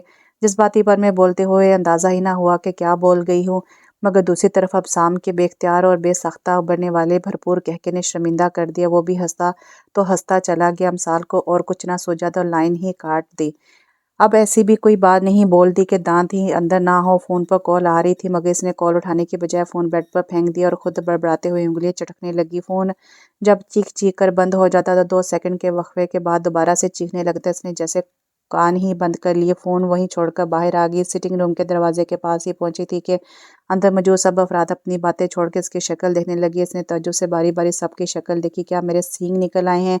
پوچھنے کے ساتھ ہی اس نے اپنے سر پر ہاتھ پھیرا۔ سب سے اونچا کہکا اس کے اپنے والد کا تھا، جس کو پیارے بھری نظروں سے دیکھ رہے تھے۔ ان کے چہرے پر چمکتی خوشی نے امثال کو شاک کر دیا۔ ذہن میں سوال ابھرا، کیا واقعی میری ذات میرے باپ کے لیے اتنی اہمیت کی حامل ہے؟ میرے اب سام کے ساتھ بات کرنے سے ہی ان سب افراد کے چہرے کھل اٹھے تھے۔ ابو نے اشارہ کر کے اپنے قریب آ کر بیٹھنے کا بولا تو وہ چلتی ہوئی ان کے قریب آ کر بیٹھ گئی اور اپنا سر ان کے کندھے سے لگا لیا۔ دنیا میں سب رشتوں میں اسے اپنا باپ عزیز تھا۔ جو اسے دھیمی سی آواز میں سہیلیوں کی طرح پوچھنے لگا، پھر کچھ بتایا؟ تمہارے میاں نے کب آ رہا ہے؟ اب بھی فون پر بات کرنے سے پہلے وہ یہیں سے اٹھ کر اندر گئی تھی۔ تب ابو بڑے سنجیدہ سے بیٹھے ہوئے تھے، بلکہ ایک عرصہ ہوا اس نے ان کو یوں شرارتی لہجے میں بولتے نہیں دیکھا تھا۔ بہت ڈھیر سارے آنسو چپ چاپ دل کی زمین کو نم کرتے چلے گئے، اور وہ بظاہر دھیمے سے مسکرا کر بولی، نہیں ابو، ابھی وہ نہیں آ رہا۔ ان کے چہرے پر تاریک سایہ لہرا گیا، بلکہ مجھے وہاں آنے کا کہہ رہا ہے۔ اسی پل وہ چہرہ پھر سے کھل اٹھا، آنکھوں میں نمی گھل گئی، سارے حال میں آوازیں گونجنے لگی۔ اچھا، یہ تو بڑی اچھی بات ہے، تمہاری بھی آؤٹنگ ہو جائے گی۔ یہ خالہ کی آواز تھی، جبکہ خالو بولے، میں ابھی سیٹ کنفرم کروانے کے لیے فون کرتا ہوں، ہو سکتا ہے شام کو ہی مل جائے۔ سمرہ بولی، چلو میں تمہاری وارڈروب میں سے اچھے اچھے کپڑے نکال دوں، اور وہ جو میرا ہی پیرٹ سوٹ ہے نا، اس کی فٹنگ بہت زیادہ ہے، وہ بھی تم رکھ لینا۔ امی بولی، میں اور ہمارا مارکیٹ کا چکر لگا آتی ہیں، جو بھی چاہیے لسٹ بنا دو۔ وہ حیران اور پریشان رہ گئی، ایک دم چلائی، بس سب پہ خاموشی چھا گئی۔ سچی میں مجھے علم ہوتا نا کہ آپ لوگ مجھے یہاں سے نکال کے اتنے خوش ہوں گے تو میں کبھی بھی اپنے معصوم سے شوہر کو وہاں نوکروں کے اوپر چھوڑ کر یہاں نہ رکتی۔ سچی کہتے ہیں کہ بھلائی کا کوئی زمانہ نہیں ہے، and thank you very much. آپ لوگوں کو کچھ بھی تکلیف کرنے کی ضرورت نہیں ہے، سیٹ وہ خود کروا کے بتا دے گا، اور میرے پاس لاتعداد جوڑے رکھے ہیں، مزید خرچے کی ضرورت نہیں ہے۔ اب آپ لوگ مجھے اجازت دیں، میں اپنے کچھ کام کر لوں۔ وہ اپنی بات پوری کر کے سب کو گھورتی وہاں سے جانے لگی تو سمرہ کی آواز آئی، ارے لوگو، کیا یہ ابھی ادھر جو عورت تقریر کر کے ہٹی ہے، کوئی بتائے گا کہ کون تھی؟ واصف فٹ بولا، عبداللہ کی نالائق ماں، میں بتاتا ہوں تمہیں کہ وہ ہماری عظیم و شان اکلوتی بھابھی ہے۔ ارے کب بھابھی تو لگ ہی نہیں رہی، اس کے منہ میں تو زبان ہی نہ تھی۔ واصف نے جیسے بہن کی عقل پر ماتم کیا۔ عبداللہ کی ماں زبان تب تک نہ تھی جب تک ان کا اپنے میاں سے خاموشی کا روزہ چل رہا تھا۔ ابھی روزہ کھل گیا، اس لیے اپنی خیر مناؤ، ساتھ ہی خالہ خالوں سے مخاطب ہوا، کیا ہے یار بزرگوں، میرے یار کو بھی ساتھ لے آتے، کوئی گاڑی کا پیٹرول اس کے ساتھ آنے سے زیادہ تو نہیں لگنا تھا۔ اعجاز صاحب مسکراتے ہوئے بتانے لگے، نہیں بیٹے، گھر پہ بھی تو کس نے رکنا تھا، تم ایسا کرو نا، واپسی پہ ہمارے ساتھ چلو، بلکہ تمہارے دادا کو بھی ساتھ لے کر جانا ہے، کپاس کی چنائی ہونی ہے، ڈیرے پر آج کل بڑی رونق لگتی ہے۔ دادا اسی وقت بولے، ہمارا پتر، میرا بیگ تیار کر دو، آج سمرہ بھی جا رہی ہے، امثال نے بھی جانا ہے، اور یہ لومڑ واصف اگر ماسٹر کے ساتھ چلا گیا تو میں گھر پر تمہارے میاں کی سڑی ہوئی شکل نہیں دیکھ سکتا۔ اچھا ہی ہے کہ اعجاز کے ڈیرے پر آنے والے چنگیڑوں سے نئے نئے قصے سن کر آؤں۔ سکندر کی بے چارگی سے بنی شکل دیکھ کر سب کہ ایک دفعہ پھر ہنسی نکل گئی۔ سچی میں مجھے انتہائی شرم آ رہی ہے۔ سمرہ اس کے بازو پر ایک ہاتھ رسید کیا۔ سچی کی کچھ لگتی نہ ہو تو پچھلے 1 گھنٹے سے آپ 100 بار یہی ایک فقرہ بول چکی ہیں اور کچھ نہیں بچا کہنے کو۔ اس نے سمرہ کے گول کپے کے گال پر بوسہ لیا۔ مجھے یوں لگ رہا ہے کہ میں اسلام آباد نہیں بلکہ تیسری دنیا کے کسی ملک جا رہی ہوں، جو یوں 2 گاڑیاں بھر کر آپ لوگ مجھے ایئرپورٹ سی آف کرنے آئے ہیں۔ وہ واقعی بڑی پریشان سی صورت بنا کر کھڑی تھی۔ امارہ نے دھیمے سے ہنستے ہوئے امسال کو خود میں بینچ لیا۔ میری جان، یہ ہمارے بس کی بات تھوڑی ہے۔ یقین جانو تم میاں بیوی نے یوں اچانک سے اپنی بول چال کا سلسلہ شروع کر کے ہمیں دوبارہ سے زندہ کر دیا۔ اب شام کو تم منانا کہ وہ اب لاہور ہی شفٹ ہو جائے، تمہاری بات کا انکار نہیں کرے گا۔ مجھے تو ہمیشہ ٹال ہی دیتا ہے۔ واصف نے درمیان میں ہی ٹوک دیا۔ میری بھولی ماں، جس وجہ سے بھائی چھپے ہوئے تھے، جب وہی وہاں جا رہی ہو تو اب بھاگ کر بھائی نے واپس اپنی ماں کے پاس ہی آنا ہے۔ ہنسی کے فاروں کے دوران وہ ایک ایک کر کے سب سے ملی۔ سکندر اس کے سر پر شفقت سے ہاتھ پھیرتے آگاہ کیا کہ میری بات ہوئی ہے۔ ابسام سے کہہ رہا تھا کہ کب تک امسال کو بھیجیں گے۔ میں نے کہا کہ ابھی 2 ہفتے تک۔ صاحبزادے نے خاموشی سے فون رکھ دیا۔ مگر تم فکر نہ کرو، اس کے ملازم لڑکے کو میں نے فون کر کے کہہ دیا ہے، وہ عین وقت پر اسے بتا کر ایئرپورٹ بھیج دے گا۔ ویسے تو خاموشی سے سر اس بات میں ہلا دیا اور دل میں سوچ رہی تھی کہ آپ لوگوں کو اگر میرے یہاں سے جانے اور اس کے یوں بلانے کی حقیقت معلوم ہو جائے تو کیا ہو۔ اگر میں آخر میں ابو سے ملی تو انہوں نے کئی پل تک اس کو اپنے ساتھ لگائے رکھا اور دونوں باپ بیٹی کی نم آنکھیں دیکھ کر سبھی ایموشنل ہو گئے۔ ابو نے اس کے گال پر بہنے والے چند قطرے اپنی ہتھیلی پر سمیٹ لیے۔ ابسام، تم میری وہ بیٹی ہو جس نے آج تک کبھی کسی مقام پر میرا سر جھکنے نہیں دیا۔ تم یہ نہ سمجھنا کہ جو تمہارے دل پر بیت رہی ہے تمہارا باپ اس سے نا واقف ہے۔ میری جان، جب آپ ماں باپ کی رضا کو اپنی رضا مان کر ان کا سینہ دنیا کے سامنے یوں چوڑا کر دیتے ہو تو ماں باپ تمہارے لبوں سے نکلی ہر خاموشی سسکی سن رہے ہوتے ہیں، دل میں محسوس کر رہے ہوتے ہیں۔ تمہیں یہی لگتا ہے کہ رشتہ بس بڑوں نے ایک دفعہ پھر اپنا حق استعمال کرتے ہوئے جوڑ دیا، جس کے پاس جاری ہو۔ اس کو میں نے کہہ دیا کہ تمہیں اس حقیقت سے واقف کرائے جو ابھی تک اس کے اور میرے درمیان محدود ہے۔ خاموشی کی بکل مار کر بیٹھے ہو، مگر میری امسال نہ جانے کیا کیا سوچ کر خود کو کھوکھلا کر رہی ہے۔ اس نے تعجب سے سوالے نظروں سے اٹھا کر ابو کے آنکھوں میں دیکھا۔ کیسی حقیقت ابو جی؟ ابو بس مسکرا دی۔ اس سے پوچھ لینا بتا دے گا۔ اب جاؤ، اللہ بیلی۔ اور وہ سارے سوال اور دکھ دل میں لیے اسلام آباد آ گئی۔ ٹرمینل سے باہر نکلتے ہوئے دل یوں ہی گھبرائے جا رہا تھا۔ آہستہ آہستہ چلتے ہوئے وہ وہاں استقبال کو آئے لوگوں کی شکلوں کو باری بار دیکھتے ہوئے اسے ڈھونڈ رہی تھی، جس کے ساتھ تعلق بہت مضبوط تو تھا مگر اس میں نہ دلی سکون تھا، نہ اعتبار، اور یہ نہ وہ کسی نہ کسی جانب تو اب لگ کر رہنی تھی۔ وہ جذباتی پن میں یہاں جانے کا فیصلہ کر بیٹھی تھی۔ سب کے چہرے پر پھیلنے والی خوشی نے یہ فیصلہ کروا دیا تھا اور اب وہ سارا وقت پچھتاوے کا شکار رہی تھی۔ پر اب کیا ہو سکتا تھا؟ وہ کہیں نظر نہ آئے۔ دل کو نہ جانے خوشی ہوئی کہ مایوسی، جب 18 سالہ لڑکا اس کے سامنے پھولوں کا بوکے لے کر آیا۔ السلام علیکم باجی، ویلکم ٹو اسلام آباد، یہ پھول آپ کے لیے۔ وہ دماغ میں اندازے لگاتی جواب دینے لگی، وعلیکم السلام آپ کو۔ انہوں مسکرایا تو چہرے پر حد درجہ معصومیت اور خوشی تھی۔ میرا نام عاقب ہے۔ امسال کے ہونٹوں پر مسکراہٹ دوڑ گئی۔ تم ہو عاقب بھائی، بڑے چرچے سنے ہیں تمہارے تو۔ وہ کھل کر ہنس دیا۔ چرچے کہاں جی؟ واصف بھائی کے منہ سے میری بے عزتی سنی ہوگی۔ امسال اس کے درست اندازے پر بھی نفی میں سر ہلاتے ہوئے مسکرا دی، ساتھ ہی ہاتھ بڑھا کر پھول پکڑ لیے۔ پھولوں کے لیے شکریہ عاقب۔ شکریہ کی کون سی بات ہے باجی، لائیں اپنا سامان مجھے دیں، گاڑی ادھر سائڈ پر موجود ہے، آئیں۔ سامان والی ٹرالی عاقب نے تھام لی اور وہ اس کے ساتھ چلتی ہوئی گاڑی تک آئی۔ پہلے عاقب نے پچھلی سیٹ کا دروازہ اس کے لیے کھولا، اس کے بیٹھنے کے بعد دروازہ بند کرتا، سامان رکھنے کے بعد ڈرائیونگ سیٹ سنبھالنے کے بعد اپنی منزل کو جانے والے رستوں پر گاڑی ڈال دی۔ جب رش سے نکل آیا تو امسال نے سے مخاطب ہوا، باجی آپ کو برا تو لگا ہوگا کہ ابسام بھائی خود آپ کو ایئرپورٹ پر لینے کیوں نہیں آئے، مگر دیکھیے قصور ان کا نہیں میرا ہے، کیونکہ میں نے ان کے ابو کا پیغام دیا ہی نہیں، وہ تو روٹین کے مطابق آفس گئے ہوئے ہیں۔ آپ دیکھیے گا کتنا مزہ آئے گا جب آپ کو اچانک سے شام کو اپنے سامنے دیکھیں گے۔ امسال نے کنفیوز سی نظروں سے عاقب کے رد عمل کو دیکھا، جو کہ امسال کے مطابق کچھ زیادہ ہی خوشی کا اظہار کر رہا تھا۔ عاقب، میری سمجھ میں ایک بات نہیں آ رہی۔ عاقب نے گاڑی کی سپیڈ تھوڑی کم کی۔ وہ کیا باجی؟ وہ یہ کہ میں پہلی دفعہ تم سے ملی ہوں، اس کے باوجود تم نے کیسے مجھے پہچانا؟ عاقب ہنس دیا، باجی آپ کو پہچاننا کوئی مشکل کام ہے بھلا؟ امسال اس لڑکے کو سمجھ نہ پا رہی تھی۔ اچھا، مجھے تو علم ہی نہیں تھا کہ میں اتنی جانی پہچانی ہستی ہوں۔ عاقب کا سارا دھیان سڑک پر تھا۔ باجی ابھی آپ گھر تو جا رہی ہیں، خود ہی آپ کو آپ کے سوال کا جواب مل جائے گا۔ وہ مزید کچھ نہ بولی، ویسے بھی آنے والے وقت نے اس کی ساری توجہ منتشر کی ہوئی تھی۔ ایئرپورٹ سے 20 منٹ کی مسافت کے بعد گاڑی ایک چھوٹے اور پوری طرح سبزے میں گھرے ایک بنگلے کے سامنے رکی۔ عاقب نے نیچے اتر کر پہلے گیٹ کھولا اور پھر گاڑی پورچ میں جا روکی۔ اس وقت وہ دل میں شکر گزار بھی تھی کہ اب سام منظر پر مجبور نہ تھا، کچھ لمحے ہی صحیح سکون سے گزار سکتی تھی۔ باجی آپ اندر چل کر اپنا گھر دیکھ لیں، میں آپ کا سامان ٹھکانے پر رکھ کر آپ کے لیے کچھ کھانے کو لاتا ہوں۔ امثال چونکہ بھوک پیاس کچھ محسوس نہ ہو رہا تھا، اس نے اس لیے منع کر دیا، نہیں میرے لیے کچھ لانے کی ضرورت نہیں ہے، جب ضرورت ہوگی تو مانگ لوں گی۔ اچھا باجی، سٹنگ روم اور بیڈ روم دونوں موجود ہیں، کوئی بھی ضرورت ہو بتا دیجیے گا، جن کی طرح حاضر ہو جاؤں گا۔ امثال اس کی مثال پر ہنس دی۔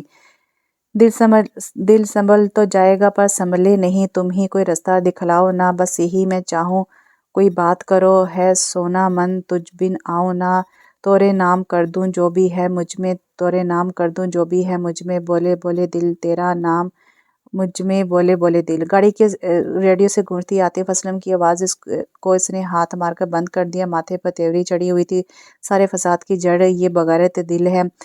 بآواز بلند بڑبڑاتے ہوئے گاڑی کی بریک پر پاؤں کا دباؤ ڈالتے ہوئے ہارن مارا، دوسرے لمحے ہی گیٹ کھلتا چلا گیا۔ اس نے پورچ میں کھڑی پہلی ایک گاڑی کے برابر میں لا کر اپنی کار کا انجن بند کیا، ساتھ والی سیٹ پر رکھا اپنا موبائل اور جیکٹ اٹھا کر باہر نکل آیا۔ آج آپ اتنی دیر سے کیوں آئے ہیں؟ اندر کی طرف جاتے اس کے قدم عاقب کے سوال پر تھم کے مڑ کر عاقب کو دیکھا۔ محترم جناب عاقب صاحب، میں آزاد ملک کا ایک آزاد شہری ہوں، اس لیے جب میرا جی چاہے گا میں اسی وقت گھر آؤں گا، میں تمہیں جواب دینے کا پابند نہیں ہوں۔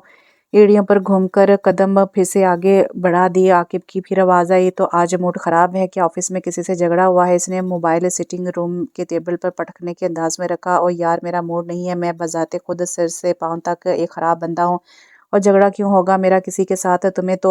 تمہیں میں کوئی جھگڑالو قسم کا انسان لگتا ہوں کیا؟ ہاتھ میں پکڑی جیکٹ بھی یوں ہی صوفے پر پھینک دی۔ عاقب نے اس کی گاڑی میں سے نکالا، اس کا بریف کیس لے جا کر سیدھا اس کے بیڈ روم میں رکھ دی، جبکہ وہ کھڑے کھڑے ہی ریموٹ اٹھا کے چلانا بدلنے لگا۔ عاقب کمرے سے باہر آتے ہوئے پھر نہ چپ رہ سکا۔ ویسے اگر امثال باجی یہاں آ جائیں تو آپ تب بھی کیا ایسے ہی سڑو قسم کے رہیں گے؟ اس کے لب بھینچ کے بری طرح عاقب کو گھورتے ہوئے وارن کیا، اس وقت میرے سامنے اس عورت کا نام مت لو، اور وہ یہاں میرے پاس کیا لینے آئے گی؟ اس کا سب کچھ تو ادھر ہے جہاں وہ رہتی ہے، میں اس کے لیے ہوں ہی کیا؟ بقول شاعر زندہ رہیں تو کیا ہے، جو مر جائیں ہم تو کیا، دنیا سے خاموشی سے گزر جائیں تو ہم کیا؟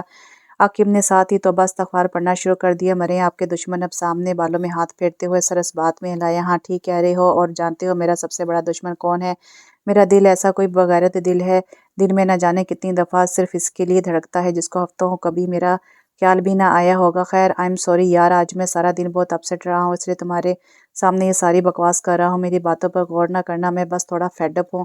تم کھانا نکالو، میں فریش ہو کر آتا ہوں۔ بیڈ روم کا دروازہ کھلتے ہی سیدھی نظر اس پر پڑی، آج بھی اس نے ایک نظر بھی اس پر نہ ڈالی۔ اپنے پیچھے دروازہ بند کرنے کے بعد وہ آ کر اس کے عین سامنے صوفے پر نیم دراز ہو گیا۔ ڈارک گرے ٹراؤزر پہ سفید شرٹ کے اوپر سرخ ٹائی میں وہ تھکا تھکا سی آنکھیں بند کر کے چند منٹ تک یوں ہی پڑا رہا، پھر آنکھیں کھول کر اس کی جانب دیکھنے لگا تو یک ٹک دکھتا چلا گیا۔ کافی دیر بعد اٹھا، جوتے اتارے اور واش روم کے سلیپر پہن کر دروازے کے پیچھے غائب ہوا تو امثال نے قبل سے رکی ہوئی سانس خارج کی۔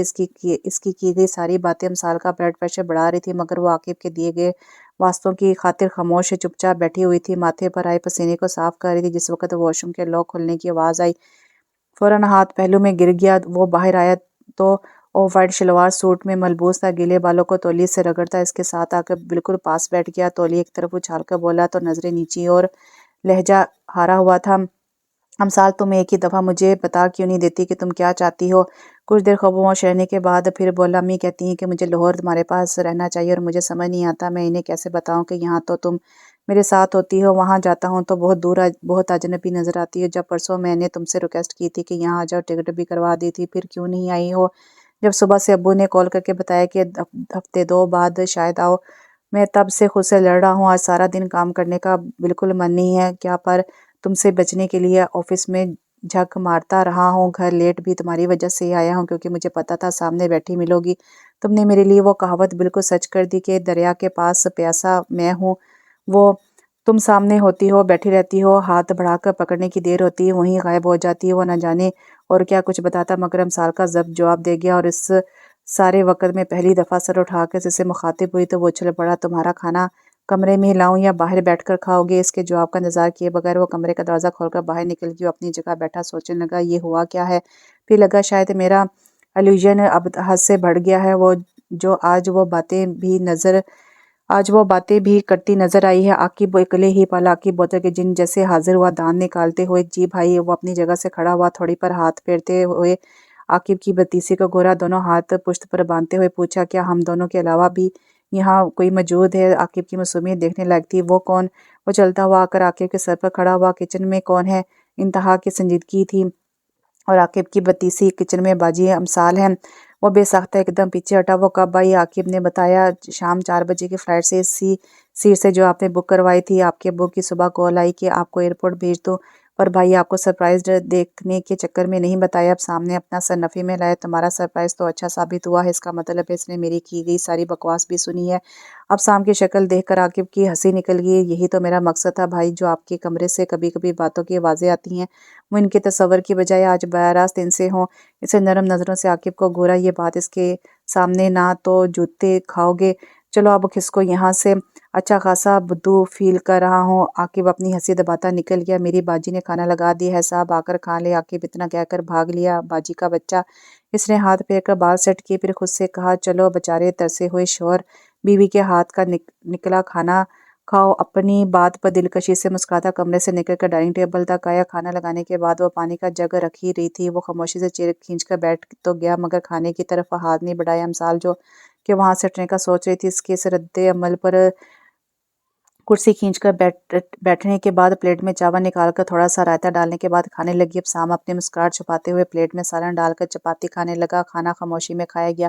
عاقب نے آ کر برتن اٹھایا، چائے کا پوچھا۔ اب سام نے انکار کر دیا، جبکہ امثال نے اپنے لیے خود ہی چائے بنا لی۔ اب سام سٹنگ روم میں ٹی وی کھول کر امثال کا انتظار کرنے لگا، جو کچن میں برتن دھوتے عاقب کے ساتھ باتوں کے دوران اپنی چائے پی رہی تھی۔ جتنے دن میں ادھر ہوں تم کاموں کی فکر چھوڑ کر اپنے امتحانات کی تیاری کرو، کل سے میں یہ سب دیکھ لوں گی۔ عاقب نے جواب میں کانوں کو ہاتھ لگائے۔ توبہ استغفار، کیسی باتیں کر رہی ہیں؟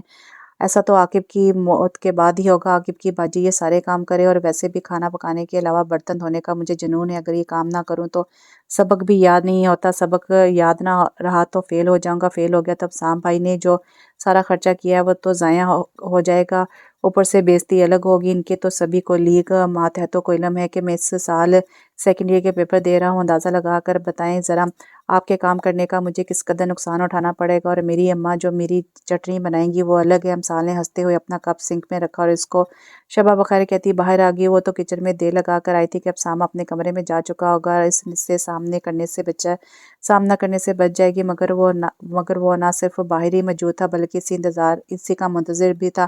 وہ اس کو اگنور کرتی اس کمرے کی طرف بڑھ گئی جو اس نے اپنے لیے چنا تھا۔ اس کا سامان بھی ادھر ہی موجود ہے۔ اس نے بیگ میں سے سادہ سا گرم سوٹ نکالا اور واش روم کا رخ کیا۔ لباس بدلنے کے بعد جلدی جلدی دانتوں کو برش کیا اور باہر آ گئی۔ عشاء کی نماز وہ کب کی پڑھ چکی تھی، ویسے بھی اب تو سارے باڑہ ہو رہے تھے۔ فوراً لائٹ اور دروازہ بند کرتی بستر میں گھس گئی۔ یہاں لاہور کے مقابل میں ٹھنڈ بھی زیادہ تھی۔ ہر طرف سے ذہن کی کھڑکیاں بند کر کے ساری توجہ سونے پر کی۔ باہر سے ٹی وی بھی خاموش ہو گیا تھا، جس کا مطلب تھا اب سام بھی اپنے کمرے میں چلا گیا۔ یہ سوچ ہی اس قدر سکون بخش تھی کہ اس پر نیند غالب آنے لگی۔ تبھی دروازہ واہ ہوا۔ اندر آنے والے نے ساری روشنی جلا کر بیڈ کے قریب پڑی کرسی کو اپنی مطلوبہ جگہ پر رکھا اور اس پر بیٹھنے کے بعد ٹانگیں بیڈ پر رکھ کر نیم دراز ہو گیا۔ فوکس سارا امثال پر تھا، جس نے برا سا منہ بناتے ہوئے اپنا سر بھی کمبل کے اندر کر لیا۔ کم آن امثال، سیریسلی تم اتنا سفر کر کے یہاں سونے آئی ہو؟ Women we need to talk. بستر کے اندر سے ہی اس کی جھنجھلائی ہوئی آواز آئی۔ ضروری تو نہیں کہ آج ہی بات ہو، اگلے چند دنوں تک میں ادھر ہی ہوں، کل کر لینا جو بھی بات۔ اس کی بات منہ میں ہی تھی کہ اب سامنے جھٹکے سے اس کے اوپر بڑا کمبل کھینچ کر کمرے کے دوسرے کونے میں پھینک دیا۔ وہ اس عمل کی توقع ہی نہیں کر رہی تھی، ہکا بکا رہ گئی۔ پہلا خیال دوپٹے کی طرف گیا جو اسی کرسی پر رکھا تھا جہاں پر وہ برجمان تھا۔ امثال کی سمجھ میں نہ آیا کہ فوری طور پر کیسے خود کو چھپائے۔ تیزی سے بیڈ سے اتر کر کھلے پڑے بیگ میں سے شال پکڑ کر اوڑھی اور غصے بھری اس کے سامنے آ بیٹھی، جس پر ابسام نے بیڈ پر رکھی ٹانگیں نیچے رکھ لیں۔ مسٹر ابسام سکندر، یہ ایک انتہائی گھٹیا ترین حرکت تھی، اور کون فضول لوگ یہ بات کرتے ہیں کہ تم بہت سلجھے ہوئے سوبر انسان ہو، بولتے تو ہو ہی نہیں۔ میرے ساتھ تو یہ دوسرا واقعہ ہے کہ تمہاری باتیں ختم نہیں ہو رہی، اور اس سوبر پن اتنا بھی نہیں کہ کسی کے کمرے میں آنے سے پہلے اجازت لے لی جائے۔ امثال کے غصے کے جواب میں وہاں گرم نرم سی مسکراہٹ تھی۔ تمہیں تو خوش ہونا چاہیے کہ مجھے تمہارے سوا کسی اور سے باتیں بگاڑنے کا رتی بھر شوق نہیں ہے۔ تم الٹا غصہ کر رہی ہو، اور میں مالک ہوں اس گھر کا، جس کمرے میں جی چاہے जा सकता हूँ, इजाज़त मांगो, और वो भी अपनी बीवी से। What rubbish. कोई और इतराज़? अमसाल के चेहरे पर फैली संजीदगी गहरी होगी। वैसे तुम ठीक ही हो, हमें एक ही दफ़ा बात करके इस मौजू को हमेशा के लिए दफन कर देना चाहिए। पहले मैं अपना मसला तुम्हारे सामने रखती हूँ। मिस्टर जीनियस होना तो निकालो कोई हल। साथ तुम्हारे में रहना नहीं चाहती और अपने माँ बाप की वजह से लैदगी इख्तियार नहीं कर सकती, तो बताओ मुझे क्या करना चाहिए। टांग पर टांग जमा, एक हाथ कुर्सी के हत्थे और दूसरा थोड़ी के नीचे रखे गहरी नज़रों से इसका जायजा ले रहा था। मेरे साथ रहने में मसला क्या है? जवाब में अमसाल ने हिम्मत करके बराह रास्त इसकी आंखों में देखा। मैं नहीं जानती कि क्यों तुम इतने भोले होने की एक्टिंग कर रहे हो, और ये सब प्यार मोहब्बत की बातें क्या है ये सब? इन सब बातों से तुम साबित क्या करना चाहती है? क्योंकि जो हकीकत वो भी तुम जानती हो और मैं भी जानती हूँ, तो फिर ये धोखा दही किस लिए?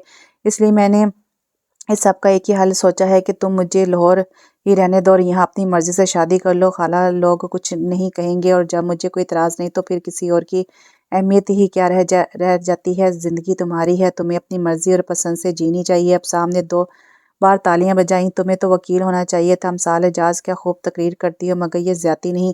एक तरफ तुम मुझे अपनी मर्जी के मुताबिक ज़िंदगी गुजारने पर लेक्चर दो, और फिर मुझे मेरी रज़ा भी अता ना करो। मैं किन अल्फाज या किस ज़बान में कहूँगा तो ये बात तुम्हारी मोटी खोपड़ी में बैठेगी कि मेरी चाहत तुम हो, मेरी मर्जी तुम हो। इतने खुले अल्फाज में बता चुका हूँ, फिर भी तुम मेरा एतबार क्यों नहीं करती? अब क्या फिल्मी डायलॉग मारो, चांद तारे तोड़ लाने की कस्में खाऊं, या तुम्हारे हिजर में गुजरे दिनों पर दास्ताने इश्क लिखूं? कोई ऐसा अमल जो मेरी की गई सारी बकवास को हकीकत साबित कर दे। साल के आंसू देख के इसने सर पीट लिया। चलो अब रोने बैठ जाओ, यानी हद होगी। इधर बात शुरू करो और इधर बारिश शुरू हो जाती है। अमसाल ने आंखों को सख्ती से पल्लू के साथ रगड़ा। तो और क्या करूं, हकीकत भी तो मुझे ही पता है, तो रोना भी तो मैंने ही है ना। तुमने ये शादी की ही मुझसे इंतकाम के लिए है, और मुश्किल ये है कि किसी को ये नजर ही नहीं आता। मेरे अब्बू तक तुम्हें बड़ा शरीफ समझ रहे हैं। इसने हैरत से अपने सामने काले और सुर्ख इम्तिजाज में मलबूस आंसू बहाती औरत को देखा। अच्छा, ये तो बताओ किस किस्म का इंतकाम बनता है तुम्हारी तरफ मेरा? अमसाल ने जोर शोर से बताना शुरू किया। अब्बू ने तुम्हें नखट्टू बोला था और मेरी शादी कहीं और कर दिया। बखाला ने तुम्हारा मेरी मोहब्बत में मजबूर होकर निकाह पढ़वा दिया। और वो क्या था? ठहरो अभी देती हूँ। मैं इसी लम्हे के लिए संभाल रखा हुआ था। उठकर अब शाम की ताकुब करती निगाहों को नजरअंदाज करती जाकर अपने हैंडबैग के अंदर अंदरूनी जेब से संभाल कर रखा हुआ चेक निकाले लाकर इसकी गोद में फेंका। इतना बड़ा हक मैं रखकर लोगों को ये बताने में तो कामयाब रहे हो कि उन्होंने इसी दौलत के लिए बेटी कहीं और ब्याही थी और आज मेरे पास ही वापस आ गई। और कुछ लोग तो यही समझते होंगे ना कि तुम्हारे निकाह में आई ही इतनी हक महर की वजह से हूँ। वो तो सोच रही थी कि अब भांडा फूट गया तो घबरा जाएगा, मगर वो इसी थामुल से बैठा रहा। बल्कि पूछा और कुछ। अमसा ने नाराजगी से नजरें फेर ली। आला दर्जे की हठधर्मी थी। पहली बात तो ये कि शादी की बात मुझसे अम्मी अब्बू ने नहीं बल्कि मैंने इनसे की थी। दूसरी बात ये कि तुम्हारे अब्बू से तुम्हारा रिश्ता पहले मैंने खुद मांगा था, फिर अम्मी लोगों को तुम्हारे घर भेजा गया। और तीसरी बात ये कि तुम्हारे मुसलसल इनकार को इकरार में बदलने के लिए एजाज मामू को आईसीयू का चक्कर लगाने का मशवरा भी मैंने दिया था। जब तुम लोग बाहर लॉबी में रो धो रही थी, मैं और मामू अंदर बैठे ड्राई फ्रूट और चाय का लुत्फ उठा रहे थे, और अब आ जाते हैं तुम्हारे से चेक की तरफ। तो बेगम, क्या तुम्हें मेरी माहाना तनख्वाह का इल्म है? यकीनन नहीं। अब दिमाग की तसल्ली हुई कि नहीं? अमसाल को यकीन आया, मगर अब शाम के चेहरे पर लिखा था कि इसका कहा हर हुर्फ सच है। क्या इन्हीं बातों को सर पे सवार रखकर एंटी डिप्रेस खा रही हो? और वो जो नर्वस ब्रेकडाउन हुआ था, अमसाल ने इसे दरमियान में टोक दिया कि तुम्हारे मुताबिक ये शादी तुम्हारी मर्जी से हुई थी तो तुम खुश क्यों नहीं थे? मुझे पता चला कि तुमने नया सूट भी नहीं बनवाया था और मूवी में भी सारा वक्त सड़ी सी शक्ल बना कर बैठे हुए थे। अब शाम की हंसी निकल गई। चलो एक बात तो साबित हुई, बराह रास्त ना सही मूवी में तो तुम मुझे गौर से देखती रही हो। और रहा तुम्हारा सवाल, तो भाई कौन इतना बन ठन कर जाता? मुझे कौन सा रवायती अंदाज में तैयार और मुंतजिर बीवी मिलने वाली थी? जिस तरह तुमसे 3 दफ़ा हाँ निकलवाने के लिए सारे पापड़ बेलने पड़े थे। मेरा तो मूड ही सख्त ऑफ हुआ था। वो निकाह तुमने मजबूर होकर कबूल किया था। जब अपनी खुशी और मर्जी से मुझे कबूल करोगी तब मैं भी खुशी का इजहार करूंगा। अमसाल कुछ देर तक पैर के अंगूठे से कारपेट को खुरचती रही। तुम्हारी सारी वजाहतों, दलीलों और इजहार से मोहब्बत सुनने के बाद भी अगर मैं ये कहूँ कि मैं इस रिश्ते से खुश नहीं हूँ, आज़ादी चाहती हूँ, तो अफसान के चेहरे और आंखों से सारी मुस्कुराहट गायब होगी। क्या ये तुम्हारा आखिरी फैसला है? बड़े संजीदा और ठहरे हुए लहजे में किए गए सवाल के जवाब में अमसाल में इतना भी हौसला न था कि सर उठाकर इसकी नज़र से नज़र ही मिला सकती। कितनी देर गुजर गई, दोनों को खामोशी की चादर ओढ़े बैठे हुए। वो सर झुकाए आंसू बहाती रही और वो गाल के नीचे हाथ रखे बैठा इसके झुके सर और गाए बगाए आंसू साफ करने के लिए उठते हाथ की हरकत को देखता रहा। जानते हो, مجھے تم بالکل بھی پہلے والے ابسام محسوس نہیں ہوتے، بہت اجنبی سے لگتے۔ اس نے ماتھے کو مسلا اور بولا، کیا اس لیے رو رہی ہو؟ اس نے اپنا سر نفی میں ہلایا، تو پھر کیوں روتی ہو؟ امثال نے دوپٹے کے پلو سے ناک رگڑی اور بولی، مجھے خود علم نہیں ہے کہ کیوں میں تمہارے سامنے کمزور پڑ جاتی ہوں، حالانکہ روتی تو میں تب بھی نہیں تھی جب فرید کی ماں مارتی تھی، تب آنکھ میں ایک آنسو تک نہ آتا تھا۔ جس دن فرید نے دوسری شادی کی تھی، نہ ہی اس دن رونا آیا جب اس نے طلاق بھیجی، پھر تمہارے سامنے آتے ہی کیوں جی چاہتا ہے کتنا روؤں کہ میرا وجود بھی آنسوں میں بہہ کر ختم ہو جائے۔ اس نے سر اٹھا کر براہ راست ابسام کی آنکھوں میں دیکھا، دونوں پلکیں چپکائے بغیر ایک دوسرے کی نظروں میں دیکھتے رہے۔ ابسام اپنی جگہ ساکت تھا۔ یکدم اس کے وجود میں حرکت پیدا ہوئی، کرسی چھوڑ کر کھڑا ہونے کے بعد اس نے امثال کو ہاتھ سے پکڑ کر کھڑا کیا اور سختی سے اپنے سینے میں بھینچ لیا۔ امثال کے آنسو اب اس کی شرٹ بھگو رہے تھے اور وہ اس کے کان کے قریب سرگوشی کر رہا تھا۔ "آئی ایم سو سوری، جو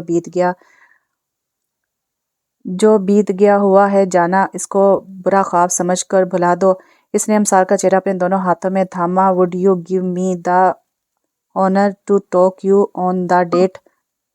رو رو کر سرخ ہوئے چہرے پر ابسام کی فرمائش پر ہنسی دھنک بن کر پھیلی۔ اس کو ہنستا دیکھ کر جواب میں وہ بھی کھل کر مسکرایا۔ "سوچا جا سکتا ہے اگر کچھ پتہ چلے کہ کہاں لے کر جاؤ گی؟" اس نے شرماتے ہوئے کہا، تو ابسام اپنی جگہ حیرت سے جم گیا اور گہری نظروں سے اس کو غور سے دیکھنے لگا۔ امثال مسلسل نظریں چرا رہی تھی، ہاتھ اٹھا کر ابسام کے چہرے کا رخ دوسری طرف کر دیا، مگر ابسام کی خاموشی اور سنجیدگی میں کوئی فرق نہ آیا، تو وہ خود کو اس کے بازو کے ساتھ سے نکالنے کی کوشش میں دھمکی آمیز لہجے میں بولی، "اگر اسی طرح سے دیکھنا بند نہیں کرو گے تو میں تمہارے ساتھ کہیں نہیں جاؤں گی۔" مسلسل اپنے دائیں ہاتھ سے ابسام کے چہرے کو بائیں طرف موڑ کر رکھا۔ "امثال، کیا تم مجھ سے شادی کرو گی؟" امثال کی خوبصورت ہنسی جل ترنگ بکھر گئی۔ "بدو، ابھی تو میں نے ڈیٹ کے لیے ہاں نہیں کیا، تم پرپوزل پر بھی آگے۔ اب سمجھ میں آیا تم ابھی تک کیوں سنگل گھوم رہے ہو، یوں ہی پہلی ڈیٹ پر ہی پرپوز کر کے لڑکیاں دور بھگا دیتے ہوگے۔" اس نے امثال کے دونوں ہاتھ اپنے ہاتھوں میں لے کر اور مسکراتے ہوئے بولا، "اصل میں پہلا تجربہ ہے، اس لیے یہ غلطیاں کر رہا ہوں۔ تم بس شادی کے لیے ہاں کرو، آئی پرومس تمہارے علاوہ کبھی کسی لڑکی کو پہلی ڈیٹ پر نہ ہی تو پرپوزل دوں گا، نہ ہی آئی لو یو بولوں گا۔" امثال نے اپنے قریب کھڑے اپنے ہینڈسم شوہر کو پہلی دفعہ نظر بھر کر دیکھا تھا، جو کہ اس کی آنکھوں میں دیکھتے ہوئے دلکشی سے مسکرا رہا تھا۔ امثال نے سر اس بات میں ہلاتے ہوئے ہاں کر دی۔ ابسام نے سر پیچھے کو گرا کر اونچی آواز میں ہیپی بولا اور امثال کے ماتھے پر بوسہ دے کر اس کو خود میں چھپا لیا۔ بعض دفعہ خوشیاں آنے میں تھوڑی تاخیر کر دیتی ہیں، مگر آتی ضرور ہیں۔ وہ بھی شاور لے کر نکلی تھی، گیلے بال پشت پر بکھرے ہوئے تھے۔ گرمی ہونے کے باوجود اس کو سردی محسوس ہو رہی تھی، اس لیے شانوں پر چادر ڈال کر باہر سن کے اس کونے میں بچھی کرسیوں میں سے ایک پر آ کر بیٹھ گئی، جہاں دوپہر میں تو گھنی چھاؤں تھی، پر اب جاتی ہوئی دھوپ کی شعاعیں اپنی نرمی بکھیری تھیں۔ ابھی بیٹھی ہی تھی کہ جب امی اندر سے کارڈ لیس فون لے آئی۔ "ابسام کی کال ہے، بات کر لو، مگر یاد رکھنا آج کوئی الٹا سیدھا پروگرام نہ بنانا، نہ ہی میں گھر سے باہر جانے دوں گی۔" اس کو فون دیتے ہوئے وہ واپس اندر چلی گئی۔ اس نے گہرا سانس لے کر فون ہولڈ سے ہٹا کر کان سے لگایا۔ "تمہیں بڑا شوق ہے نا مجھے میری ماں سے ڈانٹ پڑوانے کا؟ تم تھی کہاں پچھلے آدھے گھنٹے میں 10 کالز کر چکا ہوں۔ ہاں تو انسان تھوڑا عقل کا استعمال کرے، اگلا بندہ مصروف بھی تو ہو سکتا ہے۔" "نہیں، میں گھبرا گیا تھا کہیں تمہاری طبیعت نہ خراب ہو۔ اگر ایسی کوئی بات ہوئی تو آپ کی خالہ حضور اسی وقت آپ کو الرٹ کر دیں گی، اس لیے ابھی آرام سے اپنے کام کریں۔" "شیرو کیسا ہے؟ زیادہ تنگ تو نہیں کرتا؟" "نہیں، دن میں تو کھیلتا رہتا ہے، بس کبھی کبھار ضد کرتا ہے گود میں اٹھاؤں۔" "ابھی کدھر ہے؟" "اپنے ماموں کے ساتھ مٹر گشت کرنے نکلا ہوا ہے۔" "یا تم گھر واپس کب آؤ گی؟" "ظاہری بات ہے ڈیلیوری کے بعد آؤں گی، اور میں اتنی دیر کیا کروں گا؟ بھول رہے ہو تو یاد کروا دوں، مجھے امی کے یہاں آئے ہوئے صرف 3 دن ہوئے ہیں، اور 3 دن تم کسی نہ کسی بہانے سے چکر لگا گئے ہو، اس لیے خود کو زیادہ مظلوم ظاہر کرنے کی کوشش نہ ہی کرو۔ ایک کام تو کرو۔" "جی فرمائیے۔" "باہر گیٹ پر آؤ۔" "Absam, don't tell me that you are outside the house." "یار، میں نے کھانے کے لیے میز بک کروایا ہوا ہے، اگر نہ گئے تو 10,000 کا نقصان ہوگا۔ امی مجھے ابھی وارن کر کے گئی ہیں میں باہر کہیں نہ جاؤں، تم ان سے چوری آ جاؤ۔" "ابسام، میں تمہاری حرکتوں سے بڑی تنگ ہوں۔ امساد دل میں تمہارے لڈو پھوٹ رہے ہیں، اس لیے ڈرامہ بند کرو، باہر آ جاؤ۔ واپسی پہ امی کی ڈانٹ تم ہی کھاؤ گے۔" اس نے فون بند کیا، اپنی جگہ سے اٹھی اور دھیمے دھیمے قدم اٹھاتی اندر چلی آئی۔ اس کو دیکھتے ہی امی نے کچن کے دروازے سے سر نکالا۔ "ہوگی بات، کیا کہہ رہا تھا؟" "ہاں جی، ہو گئی، کچھ خاص نہیں، بس حال چال پوچھا۔ تم یہ جوس پی لو اور ذرا لیٹ کر کمر سیدھی کر لو، آج سارا دن چلتی پھرتی رہی ہو، مجھے تو ڈر ہی آتا ہے۔ کہا بھی ہے چلو آرام سے جا کر آپریشن کروا کر بچہ گھر لے آتے ہیں، پر تمہیں کون سمجھایا، اب ضروری تو نہیں نا، پہلا بچہ نارمل ہو گیا تو دوسرا بھی نارمل ہوگا۔ ڈاکٹر کی دی گئی ڈیٹ سے 3 دن اوپر ہو چکے ہیں اور یہاں ابھی تک کوئی ہلچل ہی نہیں ہوئی۔ مجھے کیا کہتی ہیں अपनी नवासी से पूछें, आप भी निरी डरपोक हैं, लोग ऑपरेशन से भागते हैं और आप नॉर्मल के नाम से भागती हैं। मुझे बस तुम्हारी फ़िक्र है, अल्लाह खैर खैरियत से ये काम कर दे। मैं अपनी ज़िम्मेदारी पे तुम्हें घर लाई हूँ, मैं नहीं चाहती अल्लाह माफ़ी कोई ऊंच नीच हो। हमसा ने आगे बढ़कर इनको गले लगाया और गाल पर प्यार किया। इतने सारे लोगों की दुआएं मेरे साथ हैं, मुझे कुछ नहीं हो सकता। आमीन। जाओ जाकर ज़रा लेट जाओ, मैं जूस भेजती हूँ। जी अच्छा। वो कमरे में आई, शॉल उतार कर अलमारी में लटकी चादर निकाली और ओढ़ रही थी जब नजमा अंदर आई। आप कहाँ जा रही हैं नजमा? को अम्मी ने अमसाल की शादी के काम के बाद के लिए रखा था। दिन में वो घर के काम करती और आज से पहले अपने घर वापस चली जाती। 17-18 साल की बड़ी बातूनी लड़की थी जिसको बोलता देखकर हमेशा अमसाल को आकिब याद आता, जो अब खैर से ग्रेजुएशन मुकम्मल करके अब शाम के तवस्त से एक इदारे में नौकरी कर रहा था। इतना ऊंची आवाज़ में गला फाड़ने की जरूरत नहीं है, इधर ही हूँ, थोड़ी देर के लिए बाहर जा रही हूँ। तुम इस कुर्सी पर बैठकर 10 घूंट में ये जूस का गिलास ख़त्म करो, इसके बाद बाहर जाकर अम्मी को मेरे जाने की इतला करना। याद रखो, इससे पहले शोर किया ना तो इस ईद पे नया जोड़ा नहीं दिलवाऊंगी। पर बड़ी बीबी ने मुझ पर बड़ा गुस्सा करना है। कोई बात नहीं, ये लो, ये पकड़ो। इसने अपने हैंडबैग में से 1000 का नोट निकाल कर उसके हाथ पर रखा। घर जाते हुए रास्ते में आइसक्रीम लेकर खा लेना, डांट का सारा असर खत्म हो जाएगा। आपने मुझे रिश्वत खोर बना दिया हुआ है। ये रिश्वत नहीं है, टिप है, टिप। अच्छा, अब मेरे निकलने के बाद पिछला दरवाज़ा बंद करके 3 मिनट बाद कमरे से निकलना। वो चादर से अच्छी तरह अपना वजूद को ढांपने के बाद दूसरे दरवाजे से निकलने लगी तो नजमा बोली, जूस तो पीती जाए, तुम पियो, मैं बाहर से पी लूंगी। और आगे बढ़ गई। बगैर आवाज़ पैदा किए बिरोनी गेट का छोटा पट खोलकर गर्दन बाहर निकाली। अब शाम की गाड़ी थोड़ी दूर खड़ी थी मगर इसको देखकर आगे आकर गाड़ी के साथ गेट के सामने रुक गई। अमसाल के बैठते ही उसने गाड़ी आगे बढ़ा दी। लोगों में मुस्कुराहट खिल रही थी। जीन्स के ऊपर काली शर्ट में वो अपने आधे सफ़ेद सर के साथ बड़ा हैंडसम लग रहा था। Thank you for coming. मुझे थैंक यू मत बोलो, बस वापसी पर जो तुम्हारी पटाई होनी है उसके लिए खुद को ज़हनी तौर पर तैयार रखो। बात की बाद में देखी जाएगी। इस वक्त हमारे सामने बड़ी खूबसूरत शाम है जिसे हम और खूबसूरत बनाएंगे। वाह वाह, क्या किसी शायर की रूह आसमाई है। बस जी, बीवी की मोहब्बत ने शायर बना दिया मगर कभी गुरूर नहीं किया। हम कहाँ जा रहे हैं? डेट पर। उफल्ला मियाँ, मैं इस लफ्ज़ से तंग आ गई। हमारी शादी को 4 साल हो गए हैं। इतनी पुरानी रिलेशन में डेट नहीं होती। वो तो बोर लोगों के लिए नहीं होती, जिंदा दिल एक दूसरे से मोहब्बत करने वाले मियाँ बीवी के लिए शादी के 50 साल बाद भी हर दिन डेट है। तुम्हारी शक्ल देखकर लोग तुम्हें इंतहाई शरीफ समझते हैं। वो तो मैं हूँ। हाँ, जानती हूँ कितने शरीफ हो। डोंट टेल मी मिसिस अबसाम के तुम्हें मेरी शराफत पर शक है। कोई ऐसा वैसा तो किस तरह दूर हो सकता है? सिर्फ इस सूरत में कि तुम हर हफ्ते ये डेट खेलना बंद कर दो और प्लीज़ बता दो आज हम डिनर के लिए कहाँ जा रहे हैं। आज का इंतज़ाम ज़रा हटकर है, ना सिर्फ डिनर होगा बल्कि मूवी नाइट मनाएंगे।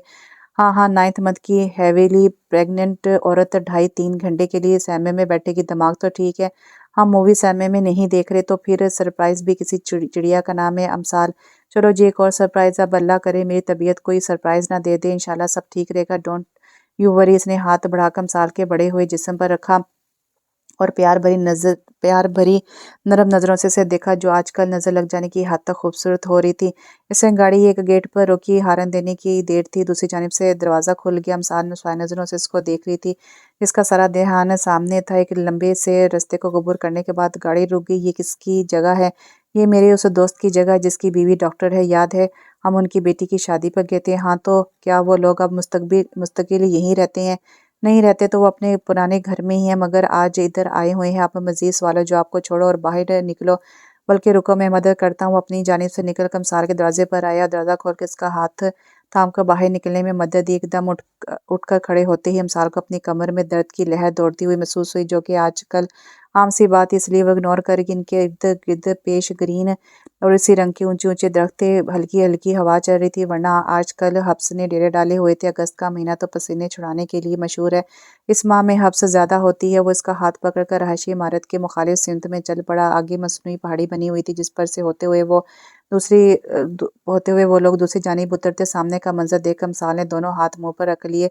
चौकोर की शक्ल बनाकर चारों कोनों में बांस के डंडे फिट किए गए थे जिस पर लाइटिंग की गई थी। कुछ लड़ियां नीचे लटक रही थी पर ज्यादातर फ्रेम के ऊपर हिस्से को हाली की सूरत में घेरे हुए थे, जिसके अंदर एक 2 सीटर काले रंग का सोफा सेट पड़ा हुआ था। सामने मेज पर खाना सर्व करके ढांप कर रखा था और सब दिलचस्प चीज़ वो 60-65 इंच की LCD स्क्रीन थी जिस पर इसी लम्हे जॉन लेजेंड के गाने ऑल ऑफ मी की वीडियो चलने लगी। हल्का हल्का म्यूजिक के साथ सारे माहौल को अभी पुर असर बना रहा था। अमसाल ने गर्दन मोड़कर अब शाम को देखा तो आंखों में नमी थी। तुम्हारी मोहब्बत मुझे मोतबर करती है अब शाम, मुझे अपना आप अच्छा लगने लगता है। क्या मोहब्बत इतनी ताकतवर होती है जो आपके दिल की इस खूबसूरती से रफो गरी कर दे कि भूले से भी कोई गम याद ना आए? अल्लाह याद ना आए ज़िंदगी पर अल्लाह की ज़ात पर यकीन और भी मजबूत कर दे इस इंसान का, इस बात पर ईमान कामिल हो जाए मैं अकेला नहीं हूँ कि कोई है जो हर लम्हा मुझ पर नज़र रखे हुए है। मैं गिर गई थी, इसने मेरी ज़िंदगी में तुम्हें भेजकर मुझे फिर से उठा दिया। अब शाम की उसकी हाथ पर गिरफ्त और मजबूत हुई थी, हाथ उठाकर लबों से लगा लिया। आर यू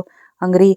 वो नम आंखों समेत मुस्कुरा दी। Yes please. दोनों इससे चुकोर के अंदर आए। ऊपर खुला आसमान इन्हें ढांपे हुए था। अब सामने उसके लिए कुर्सी खींची, फिर अपनी जगह पर बर्जमान हुआ। उसी पर एक बावरी करीब कोठी से बरामद हुआ। अमसाल ने बेरे को देखते ही अब शाम की जानिब देखा जो अब मेस ने कंधे कुचा दिए। बेरे ने आकर डिशेस पर रखे ढक्कन हटाए। स्टीक की खुशबू ने मुंह में पानी भर दिया। लैम्ब स्टीक के साथ सॉस और रोस्टेड आलू थे, साथ में रशियन सैलड मौजूद था। बेरा दोनों गिलासों में स्प्राइट डालने के बाद मेज़ के ऊपर रखी मोमबत्ती जलाकर वापस मुड़ गया। अब शाम साहब, ये सारी सेटिंग के पीछे किसके ज़हन की मेहनत है? तुम इसको अपने सामने बैठा हुआ देख रही हो। इस सूरत में ये ज़रूर कहना चाहूँगी मैं बहुत मुतासिर हुई हूँ नवाज़िश जनाब की, सच्ची में। मगर एक मसला है। वो क्या? वो अपना हाथ रोकर पूरी तरह से इसकी जानिब मतवज्जा। मसला ये कि मैं यूँ टांगे लटका कर कुर्सी पर ज़्यादा से ज़्यादा 10 मिनट तक ही बैठ सकती हूँ, क्योंकि मेरे पैरों की सोजिश और ज़्यादा हो जानी है। ओह, मुझे इसका ख्याल क्यों नहीं आया? ये कहते हुए अपनी जगह से उठा, बैरे को आवाज़ दी, अमसाल को सोफे पर बैठने को बोला। बैरे के साथ इस दफ़ा एक लड़की भी बाहर है, जिसके हाथ में एक पैरों वाला छोटा टब था, जो इसने लाकर अमसाल के सामने रख दिया। ज़मीन पर रख दिया। अमसाल हैरत से इसकी शक्ल देने लगी, जो कह रही थी कि मैम अपने पाँव पानी में रखिए। उसने कहा मानकर पैर नीम गर्म पानी में रख दिए। जब वो पुरसुकून होकर बैठ गई, तब शाम में उसकी गोद में नैपकिन डालने के बाद खाने की प्लेट इसे थमा दी। बैरे ने एक स्टूल सोफे के करीब रखकर इस पर दोनों के गिलास और सलाद वगैरह रख दी। दूसरा मेज़ वहाँ से हटा दिया। सॉरी, मैं मेज़ पे बैठकर कैंडल लाइट डिनर एंजॉय नहीं कर पाई। मुझे कोई फ़र्क नहीं पड़ता वैसे भी। आई थिंक पेरेंट्स होने की वजह से हमारा कैंडल लाइट ऐसा ही होना चाहिए। अभी तो अपना शेरू नानी के पास है, वरना अभी तक इस सारी सिटिंग का पोस्टमार्टम कर चुका होता। हाय, क्यों याद करवा दिया? अब मैं उसके बगैर यहाँ आने पर गिल्टी फील कर रही हूँ। उसको भी साथ लेकर आना चाहिए था। हाँ, ताकि जब वो तुम्हारी इस ग्राउंड में दौड़ लगवाता तो कम से कम लेबर पेन तो स्टार्ट होती। इसी वजह से मैंने बहुत दुआएं की थी, या अल्लाह इस दफ़ा बेटी मिल जाए। लड़के तो 2 मिनट में एक जगह टिक कर नहीं बैठ सकते। अलमास आपा की बेटियाँ कितनी क्यूट है ना, फजूल की उछल कूद करती हैं। वो 3 है और माँ को कोई फिक्र नहीं है, और मेरा एक था जिसने मजाल है कभी मुझे किसी फंक्शन में सुकून से एंजॉय करने दिया। और जब उसने जूतों वाली पॉलिश से अपना फेशियल किया था। अब शाम की याद कराने पर अमसाल को अच्छू लगते लगते बचा, हाय मेरी किस्मत, तौबा, पूरा हफ्ता इसके पास से शूज़ पॉलिश की बदबू आ रही थी। सारा चेहरा, सारे हाथ, बाजू और इसे सारे काम में इसको सिर्फ 3 मिनट लगे थे। 3 मिनट के लिए वासिफ अपने कमरे से निकल किचन तक आया। वापस गया तो साहब जी अफ्रीकी बने बैठे थे, और जब टीवी खराब कर दिया था। तुम आज मेरे जख्मों पर नमक छिड़कने को इधर लाए हो। वो टीवी मुझे नहीं बोलता। हाय, इसको कलर ट्यूब इस कदर शानदार थी, ये महसूस नहीं होता था कि आप टीवी देख रहे हैं। ऐसा ही लगता जैसे इंसानों को असल में अपने सामने देख रहे हैं। और शेरू ने इस टीवी को कैसे ख़राब किया, ये बात आज तक सिर्फ एक मिस्ट्री है। अब शाम खुद भी मुस्कुरा रहा था। बोला, जो तुम्हारे ड्रेसिंग टेबल पर तरतीब से सजे परफ्यूम्स लिपस्टिक के साथ हुई, मुझे इस पे दिली अफसोस है। अमसाल हंसती चली गई। इसने मेरी एक लिपस्टिक नहीं छोड़ी, सबको तोड़ मरोड़ कर सारे शीशे पर डिज़ाइन बनाए कुता कर मैंने वहाँ से हर चीज़ हटाकर अलमारी के सबसे ऊपर खाने में रखी है, क्योंकि दराज की चाबी लगी रह जाती है, इसको मौका मिल जाता है। इन गुजरे 3 सालों में शेरू ने तुम्हें बहुत तंग किया। जब ठीक नहीं होता तो रातों को तुम्हें सोने भी नहीं देता। क्या ऐसे सारी मुशक्क़त ने तुम्हें बददिल किया? क्या तुम ये सोचती हो कि काश ये ना ही होता? अस्तगफिरुल्लाह, क्या ओलफोल बोल रहे हो? शेरू मेरी सबसे बड़ी खुशी है। वो जितना मर्जी शरारती है, मुझे फिर भी जान से प्यार बढ़कर अजीज़ है। मैं तो माँ हूँ, तुम बताओ ना। तुम्हारे ऑफिस के डॉक्यूमेंट्स पर उसने चाय गिरा दी थी, क्या इस बात पे तुम्हें इसे नफरत हुई? अब शाम की मुस्कुराहट और गहरी हुई। वो एक बहुत ही कॉन्फिडेंशियल फाइल थी, जिसकी और कॉपी भी मेरे पास नहीं थी। इसके ज़ाय होने पर मेरा नुकसान भी हुआ, मगर आई मस्ट से मुझे शेरू से पहले दिन जैसी ही मोहब्बत है, जो हर गुजरते दिन के साथ ज़्यादा तो होती है कम नहीं। इसके बगैर मैं अपनी ज़िंदगी का तस्वर भी नहीं कर सकता। यूं ही बातों बातों में उन्होंने खाना ख़त्म किया। बहरा आकर बर्तन ले गया और इनको मीठा दे गया। जब वो फलूद के प्याले से लुत्फ़अंदोज़ हो रही थी, वही लड़की वापस आई। इसके पैरों को पानी में से निकाल कर तौली से खुशक किया, फिर एक सोफ़े की ऊंचाई के स्टूल पर रखकर धीरे धीरे मालिश करने लगी। अमसाल को इतना सुकून आया, बेख्तियार आंखें बंद हो रही थी। अब शाम इसको सोफ़े की पुर्ज से टेक लगाते देखकर हंसते हुए बोला, लगता है मेरी प्लानिंग काम कर रही है। तुम्हें ये सब अच्छा लग रहा है? सिर्फ अच्छा लगना बहुत छोटा कॉम्प्लीमेंट है। मुझे तो लग रहा है जन्नत में बैठी हुई हूँ। बेस्ट डिनर है, thank you. You are most welcome. मगर एक बात अभी बतानी बाकी है। वो क्या? मैंने ये कॉटेज किराए पर लिया है, इसकी क्या ज़रूरत थी? बस ऐसे ही मुझे 1 हफ्ते की छुट्टियां हैं, सोचा आप आबो हवा तब्दील की जाए। वाह क्या शाहाना अंदाज है। तुम जो सोच रहे हो ना, तुम्हारी और मेरी माँ वो होने नहीं देना। अभी उसकी बात मुंह में थी जब अब शाम के फ़ोन की घंटी बजी। लो जी होगी दुश्मनों को खबर। इसने बड़बड़ाते हुए फ़ोन जेब से निकाला। स्क्रीन अमसाल के सामने की, जिस पर अम्मी हजूर लिखा आ रहा था। इसकी शक्ल देखकर अमसाल की हंसी छूट गई। चलो रांझे फ़ोन उठा। अब सामने से मसनूई गोरी से नवाजते हुए फ़ोन कान से लगाए। जी अम्मी जी। जी अम्मी जी के बच्चे कोई अक्ल है? या सारा सर धूल में सफ़ेद किया है? अम्मी मेरी उम्र सिर्फ 28 साल है। अब सर वक्त से पहले सफ़ेद हो गया तो मैं क्या करूं? बड़ी बातें आती हैं। किधर है वो? कौन तुम्हारी बीवी? और कौन? ओ वो ये मेरे पहलू में बैठी दान निकाल रही है। हमसाल ने एक हाथ उसके बाजू पर जड़ा। कुछ दिन सुकून से नहीं निकाल सकते हो? मैं तो बड़ा खुश हूँ कि ये अपनी माँ के घर गई हुई है। मैं भी ज़रा आज़ादी से 4 दिन एंजॉय करूँगा। मगर इसको समझाएं। अभी आधे घंटे पहले फ़ोन करके बोली मेरा फलूदा खाने को बड़ा दिल कर रहा है, कहीं बाहर ले जाओ। अब अगर बात ना मानता तब भी इसे ताने मारने थे। खाला ये झूठ बोल रहा है, अम्मी से पूछ लें किसने किसको फ़ोन किया था। अमसाल वो तो पागल है, तुम ही ख्याल कर लिया करो। अल्लाह माफ़ी दे, ये दिन यूं लूर फिरने के नहीं है। अम्मी फिक्र ना करें, किसी फूड शो वगैरह पे नहीं है, बड़ी पुरसुकून जगह पे लाया हूँ। डॉक्टर भी करीबी है, आज रात यहीं पर है। आप खाला को बता देना, टेंशन ना लें, मैं हूं ना। कैसे टेंशन ना लूं? तुम अपनी तो बात ही ना करो बेवकूफ़ कहीं के। अमसाल ने दोनों बाजू हवा में बुलंद करके बगैर आवाज़ के नारा मारा, याहू। जबकि वो मस्कीन से सूरत बनाई अपनी अम्मी को मनाने की कोशिश कर रहा था। क्या बात करती हैं माँ, आपने ही मेरी सलाहियतों की तारीफ नहीं करनी तो दूसरे लोग क्या मेरी कदर करेंगे? मेरे ऑफिस में मुझसे ज़्यादा जिम्मेदार आदमी कोई नहीं है और आप हर दफ़ा ला पाकर मेरी हत्थे पकड़ा देती हैं। दुश्मन आपकी बात से बहुत खुश हो रहे हैं। इसका इशारा हमसाल की जानिब था। 2-4 तसल्ली के बोल बोलने और 3-4 वादे करने के बाद माथे से अनदेखा पसीना साफ करते हुए बोला, आज आपके छोटे बेटे का इंटरव्यू था, कैसा गया? अल्लाह जाने कैसा गया। वो तो ऐसे थका हुआ आया था जैसे इंटरव्यू देकर ना आया हो, बल्कि किसी मैराथन में दौड़ कर आया था। आते साथ सो गया, फिर उठकर शाम से बाहर निकला हुआ, अभी तक वापस नहीं हुई। समरा की कॉल आई थी, कह रही थी कि अम्मी को बता देना कल मरी से वापस आ रही हूँ, या से मेरी सास को फ़ोन कर दें कि वो समरा को 2 माह के लिए मेके भेज दें। ये लड़की बस मेरी ना कटवाएगी। वो 2 हफ्ते मरी रहकर भी इसका दिल नहीं भरा। सास इसकी बेचारी बीमार औरत है, घर में लाख नौकर सही, पर इसकी ज़रूरत से तो इनकार नहीं किया जा सकता। तुमने कह देना था कि आराम से अपने घर बैठो, जब खैर से मेरे फलक शेर का भाई या बहन आ जाए तो देखने आ जाना। ये नेक काम आप खुद ही कह दीजिएगा। मैं तो कहता हूँ बेचारी के पास ये जो 4 दिन आज़ादी के हैं, इसको घूमने फिरने दें। जब अब्दुल्ला की स्कूलिंग स्टार्ट होगी फिर कहाँ ऐसे आया जाया करेगी। अब शाम तुम अपनी बहन भाई की सफाई देने में हमेशा से माहिर हो, मैं कौन सी इसकी दुश्मन हूँ। पर इंसान को थोड़ा सोच समझ से काम लेना चाहिए। सास की तबीयत बेहतर हो तो जितने दिन मर्जी चाहे हमारी तरफ रह ले, कौन रोक रहा है। अच्छा अब तुम इसका ख्याल रखना, मैं फ़ोन बंद कर रही हूँ। अपनी बहन को भी बता दीजिएगा, ये ना हो 2 मिनट बाद इनकी आधे घंटे की कॉल आ जाए। मेरा डिनर दरमियान में ही पिघल रहा है, वो बहुत गुस्से में है। कॉल नहीं करेगी, सीधी छतरोल करने का इरादा रखती है। खुदा हाफिज़। माँ को जवाब में अल्लाह हाफिज़ बोलकर फ़ोन सोफे पर रखते हुए बोला, इन लोगों के लिए मैंने अपनी इस्लामाबाद वाली जॉब छोड़ दी। अपना ज़ाती घर किराए पर देकर मुस्तकिल इनके साथ रह रहा हूँ, फिर भी ये लोग राज़ी नहीं होते। अमसाल इस दौरान लड़की का शुक्रिया अदा करके उसे वहाँ से भेज चुकी थी कि इन लोगों की बात कर रहे हो यार, यही मेरे और तुम्हारे घर वाले, और कौन? शर्म करो, क्या बोल रहे हो? मैं क्यों शर्म करूँ? मैंने शादी शर्म करने के लिए नहीं की थी। तुम कौन? तुम्हें कह रहा है तो कौन तुम्हें कह रहा है नकाब पहनकर घूमो? एक तो मुफ्त में सब घर वाले तुम्हारे बेटे के नखरे देखते हैं, इतना प्यार देते हैं, इनका शुक्रिया अदा करने के बजाय उल्टा साहब जी ने शिकवे पा लिए हैं। मैं किस बात का शुक्रिया अदा करूं? अपने पोते भतीजे भांजे नवासे को प्यार देते हैं, कोई एहसान नहीं करते। शुक्रिया तो इनको मेरा अदा करना चाहिए जो अपनी बीवी और बेटे को इन सब से मिलने देता हूँ, वरना मैं तो तुम दोनों को सबसे छुपा कर रखूँ, जहाँ सिर्फ मैं ही तुम दोनों को देख सकूं और मैं ही प्यार कर सकूं, किसी और के बाप की इजारादारी ना चले।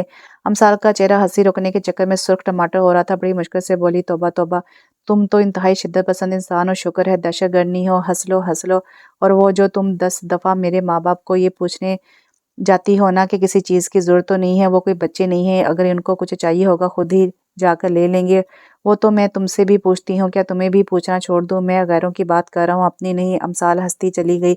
जानती जो थी सब ड्रामा कर अपने माँ बाप की इज्जत में خود ابسام نے بھی کبھی حرف نہیں آنے دیا تھا، مگر امسال کو تنگ کرنے کو وقتاً فوقتاً ایسے شغل لگاتا رہتا تھا۔ امسال عشاء کی نماز پڑھ کر فارغ ہوئی تو ابسام نے مووی لگا دی۔ آج پلیز فلم دیکھنے کے دوران اپنی کمنٹری بند رکھنا، نہیں تو میں فلم بند کر دوں گا۔ اچھا ایویں ہی نہ روب جھاڑا کرو، اگر تمہیں مووی دیکھنے کے دوران بولنا اتنا برا لگتا ہے تو تم ضد کر کے ہر مووی میرے ساتھ بیٹھ کر نہ دیکھو۔ تم کافی سمجھدار ہوتی جا رہی ہو جناب، میں پیدا ہی سمجھدار ہوئی تھی۔ نہیں خیر، اب اتنی بھی بات نہیں ہے، مووی ہے کس کی؟ کرمنل، ہائی مائی فیورٹ بین ایلفک۔ اس کی اسمائل میں اتنی معصومیت ہے، بالکل بچوں جیسی۔ تم میرے سامنے اپنے فیورٹ ہیروز کی تعریف کرنے سے پرہیز کیا کرو۔ وہ ہنستے ہوئے بولی کیا تم جیلس ہوتے ہو؟ ہو بھی سکتا ہوں، تم بھی تو جینیفر کی تعریف کرتے ہو۔ میں نے تو کبھی برا نہیں منایا۔ مووی میں بین کے مرنے پر امسال نے نہ صرف آنسو بہائے بلکہ کوسنے بھی دیے۔ کیا تھا جو یہ کیون کی جگہ بین کو اور بین کی جگہ کیون کو لے لیتے؟ اس سے کیا ہونا تھا؟ بین مووی کی اینڈ تک نظر تو آتا کیوں بھی کلاس کا ایکٹر ہے، پر بین تو بین ہے نا۔ پر overall movie was great, thank you, you are welcome. اٹھ کے کہاں جا رہی ہو؟ میں مزید نہیں بیٹھ سکتی، بس اور ٹھنڈ چلیں بھول گئی ہے اور ٹھنڈ بھی لگ رہی ہے۔ چلو میں تمہیں بیڈ روم تک دکھاتا ہوں، آرام کر لو۔ ابسام اسے کمرے میں چھوڑ کر خود واپس باہر آئے۔ ملازم کے ساتھ مل کر ٹی وی سٹینڈ کھینچ کر اندر کیا۔ دوسرا کام ملازم نے خود ہی کر لیا جب تک وہ سارے دروازے بند کر کے اندر آئے۔ امسال جی گہری نیند میں جا چکی تھی۔ ابسام نے کپڑے بدلے، ایئر کنڈیشن کولنگ تھوڑی کم کی اور امسال کے اوپر کمبل برابر کر کے خود بھی لیٹ گیا۔ نیند کی وادی میں اترتے زیادہ دیر نہیں لگی تھی۔ وہ سمجھ رہی تھی کوئی خواب دیکھ رہی جس میں اس کا جسم انتہائی شدید درد سے گزرا ہے، مگر اچانک آنکھ کھلنے پر احساس ہوا وہ خواب نہیں حقیقت تھی۔ پہلے تو اجنبی جگہ دیکھ کر گھبرائی، مگر نیم اندھیرے میں بیڈ پر موجود ابسام کو دیکھ کر سکون ہوا۔ سنو مجھے درد ہو رہی ہے، اٹھ جاؤ، اس نے کہا تو ابسام نیند میں خلل نہیں آیا۔ اس دفعہ اس نے ہاتھ بڑھا کر ابسام کا شانہ زور سے ہلایا۔ گھر جانا ہے، اٹھو آپ کے۔ وہ فوراً اٹھ بیٹھا۔ You okay? نہیں پلیز امی یا خالہ کو فون کرو۔ امسال کی پرنم آواز پہ وہ ٹوٹے ہوئے سپرنگ کی طرح بیڈ سے نکلا تھا۔ پہلے لائٹ آن کی، پھر اس کے پاس ہے کیا بہت تیز درد ہے؟ اس دفعہ اس نے بس اس بات میں سر ہلانے پر اکتفا کیا۔ ابسام اپنا موبائل لے کر کمرے سے نکل گیا۔ سب سے پہلے ڈاکٹر فرحت کو کال کی جو انہوں نے بڑی لیٹ اٹھائی۔ بعد میں پتہ چلا وہ ابھی ہاسپٹل سے آ کر سوئی تھی۔ جب ابسام کی کال آگئی پر انہوں نے ابھی آئی کہہ کر فون رکھا۔ ابسام نے ڈرتے ڈرتے امی کا نمبر ملایا جو کہ دوسری بیل پر ہی اٹھایا گیا تھا۔ ہیلو امی، میں بول رہا ہوں آپ ذرا واصف کے ساتھ ادھر آ جائیں۔ میں واصف کے فون پہ ایڈریس ٹیکسٹ کر دیتا ہوں۔ دیکھا وہی ہوا نا، جلدی سے اس کو ہاسپٹل لے جاؤ، ڈاکٹر آ رہی ہیں چیک اپ کر کے، اگر بولیں گی تو ہاسپٹل ہی لے کر جاؤں گا، آپ تو آئیں۔ ہاں اب اور کچھ نہیں تو ماں پر رعب ڈالو۔ آدھے گھنٹے بعد دادی نانی دونوں آ چکی تھی۔ ڈاکٹر نے بھرپور تسلی دے کے ہسپتال لے جانے کی ضرورت نہیں ہے، مگر ان دونوں بہنوں کو ہی بے یقینی تھی۔ ڈاکٹر اندر اپنی نرس کے ہمراہ امسال کے ساتھ مصروف تھی اور باہر یہ دونوں بہنیں ابسام کو گھیرے میں بیٹھی تھی۔ مجھے تو اس ڈاکٹر کی سمجھ نہیں آ رہی، ہمیں تسلی دے رہی ہے، حالانکہ نہ ادھر آکسیجن کا انتظام ہے نہ کسی قسم کی کوئی مشینری ہے۔ ابسام خود پریشان تھا، اندر سے آتی امسال کی دبی دبی چیخیں دل چیر رہی تھی۔ آپ دونوں نے چپ کرنا ہے یا مجھے ہارٹ اٹیک کروائیں گی؟ بتایا تو ہے، ڈاکٹر کہتی ہیں لیبر آخری لمحات میں ہے، اتنا وقت نہیں ہے جو اسے کہیں اور لے جایا جا سکے۔ تم اس کو پہلے ہی کیوں نہ لے گئے، یہ نوبت ہی کیوں آنے دی؟ جب اس نے مجھے بتایا اس وقت میں نے ڈاکٹر کو کال کر دی تھی، اس نے صفائی دی ہی تھی کہ ساتھ ہی اس کی امی بولی ہائے میرے اللہ، نہ جانے کتنی دیر سے میری بچی درد سے تڑپ رہی ہوگی اور تم اس کے پاس پڑے سو رہے ہوگے۔ ابھی مزید بھی کچھ کہتی پر ڈاکٹر کے بلانے پر دونوں اندر چلی گئی اور وہ دل ہی دل میں اللہ کے آگے ہاتھ جوڑ کر کھڑا ہو گیا۔ اندر موجود تخلیق کی آخری سختیوں سے گزرتی عورت آپ کی عطا کردہ نعمتوں میں سے میرے دل کے بہت قریب ہے، آپ کے محبوب کا واسطہ اس پہ اپنی رحمت کریں، اس کی تکلیف میں کمی کریں، اس کو اپنی امان میں رکھیں۔ میں نے اس کو آپ کی پناہ میں دیا، آپ کی پناہ سے بڑھ کر میرے پاس کوئی قلعہ نہیں ہے جہاں میں اس کو محفوظ رکھ سکوں۔ وہ ننگے پاؤں بیرونی دروازے کی سیڑھیوں پر آنکھیں موندے بیٹھا تھا جب اندر سے نومولود کے رونے کی آواز آئی۔ پہلے اس نے بے یقینی سے آنکھیں کھولی، پھر گردن موڑ کر اندر کی جانب دیکھا، وہاں سے آتی خواتین کی ہنسی کی آواز سن کر مسکرا دیا۔ دروازے سے باہر نظر آتے آسمان کی جانب نگاہ کر کے ہنستے ہوئے بولا تھینک یو سونیو، تسی گریٹ ہو۔ ابھی دن بھی نہیں نکلا تھا جب دونوں کے گھر سے والد بھی آ گئے۔ صبح تک سمرہ بھی بچوں کے ساتھ پہنچ گئی۔ وہ 2 بیڈ روم کا ہریالی میں گھر، لگژری کاٹیج جو ابسام نے یہ سوچ کر پورے ہفتے کے لیے بک کروایا تھا کہ چھٹیاں یہاں گزارے گا، سب کو اتنا بھایا کہ کوئی بھی وہاں سے نکلنے کو تیار نہ ہوا۔ ساری صورتحال میں امسال کو اپنے شوہر کی شکل پر 12 بجے دیکھ کر ہنسی آتی جو اب میں اس کو مصنوعی گوریوں سے نوازتا۔ وہ اس پر غصہ کرنا بھی چاہتا تو نہیں کر سکتا تھا۔ آج وہ 1 ہفتے کی چھٹی گزار کر واپس آفس گیا ہوا تھا۔ شام سے ڈھلے जहाँ से शाम ढले ही वापसी हुई। सिवाय उसके अब्बू, दादा और एजाज मामू के बाकी सारी फैमिली सिटिंग रूम के कारपेट पर दस्तरखान बिछा डिनर करने में मसरूफ थे। अलमास आ नहीं पाई थी, मगर हर रोज़ वीडियो चैट हो रही थी। वो सब पर सलामती भेजता हुआ अंदर की जानिब बढ़ के दरवाजे से दूर ही अमसाल की आवाज़ कानों में पड़ी, जो फलक शेर उर्फ शेरू को डांट रही थी। शेरू मेरी जान, ऐसा ना कूदो, अभी तुम्हारी बहन बड़ी नाजुक सी है, इसके ऊपर तुम्हारा एक पाँव भी आ गया ना तो वो मर जाएगी। शेरू की हंसी और अमसाल की झंझलाई हुई आवाज़। उसने दरवाज़ा खोला। सुर्ख ट्राउज़र पर सफ़ेद शर्ट पहनी हुई थी, बालों को ढीले से जूड़े में बांधा हुआ था। बेड की पाइंटी की जानिब दरमियान में खड़ी होकर फलक शेर को पकड़ने की कोशिश में थी, जो हाथ नहीं आ रहा था। छोटी फजर बेड के दरमियान बेखबर सो रही थी। जब शेरू को कूदता कूदता तो डर के हाथ ऊपर को उठाती फिर जरूर, पर जागती फिर भी नहीं थी। आखिर बहन किसकी थी? अमसाल की नज़र शोहर पर पड़ी तो बेटे को डराने की नीयत से बोली, तुम्हारे बाबा आ गए हैं, मैं इनको कहती हूँ तुम्हारी पटाई करे। पापा पटाई नहीं करते, पारी करते हैं। अगर बहन को रुलाओगे तो पटाई ही करेंगे। अब शाम कमरे में दाखिल होते बोला, शहजादे क्या कर रहे हो? जम कर रहा हूँ। इस दफ़ा फिर उसने जम मारा तो फजर कुछ ज़्यादा ही माइंड कर गई, पूरे जोश से रोने लगी। शेरू का मुंह जीरो की शेप में खुला। पहले हैरत से माँ को देखा, फिर बाप को, उसके बाद फजर के करीब गिरने के अंदाज में बैठकर उसको जोर जोर से थपकने लगा। अब शाम तेजी से आगे आया और बेटे को गोद में उठा लिया। अमसाल फजर की जानिब मतवज्जो हो गई, हथौड़े की तरह जरा मारते हुए, यारा अभी अपना लाड प्यार दिखाने से परहेज किया करो। जवाब में शेरू मुंह बसुड़ते हुए बोला, बेबी गंदी है, क्यों रोती है? तुम ऐसा बर्ताव करोगे तो उसे बेचारी ने रोना ही है। अब साम इसको गोद में लिए ही बेड पर नींद दराज हो गया। शेरू इसके पेट पर बैठा इसकी जैकेट में लगा पेन उतारने के चक्कर में था। मैंने बिल्ली लेनी है, हाँ, ताकि तुम 2 दिन में उसकी गर्दन मरोड़ कर मार दो।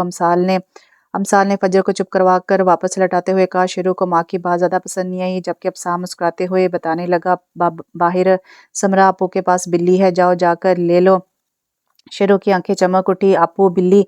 अब सामने हंसते हुए इसको उतार कर नीचे फर्श पर खड़ा किया। दूसरे पल वो बिल्ली बिल्ली करता बाहर को भाग गया। अब साम वापस लेट गया जहां अब साम का सर था, वहीं एक हाथ की दूरी पर वो बैठी हुई थी। आज तो साहब जी काफी थके हुए लग रहे हैं। इसने हाथ बढ़ाकर अब साम के बालों को छुआ। डार्क ग्रे फॉर्मल सूट पर गहरी नीली टाई में वो सेहतमंद तवाना हैंडसम मर्द था। नहीं, बस ठीक ही है, तुम सुनाओ, तबीयत ठीक है? तुम्हारे सामने हो।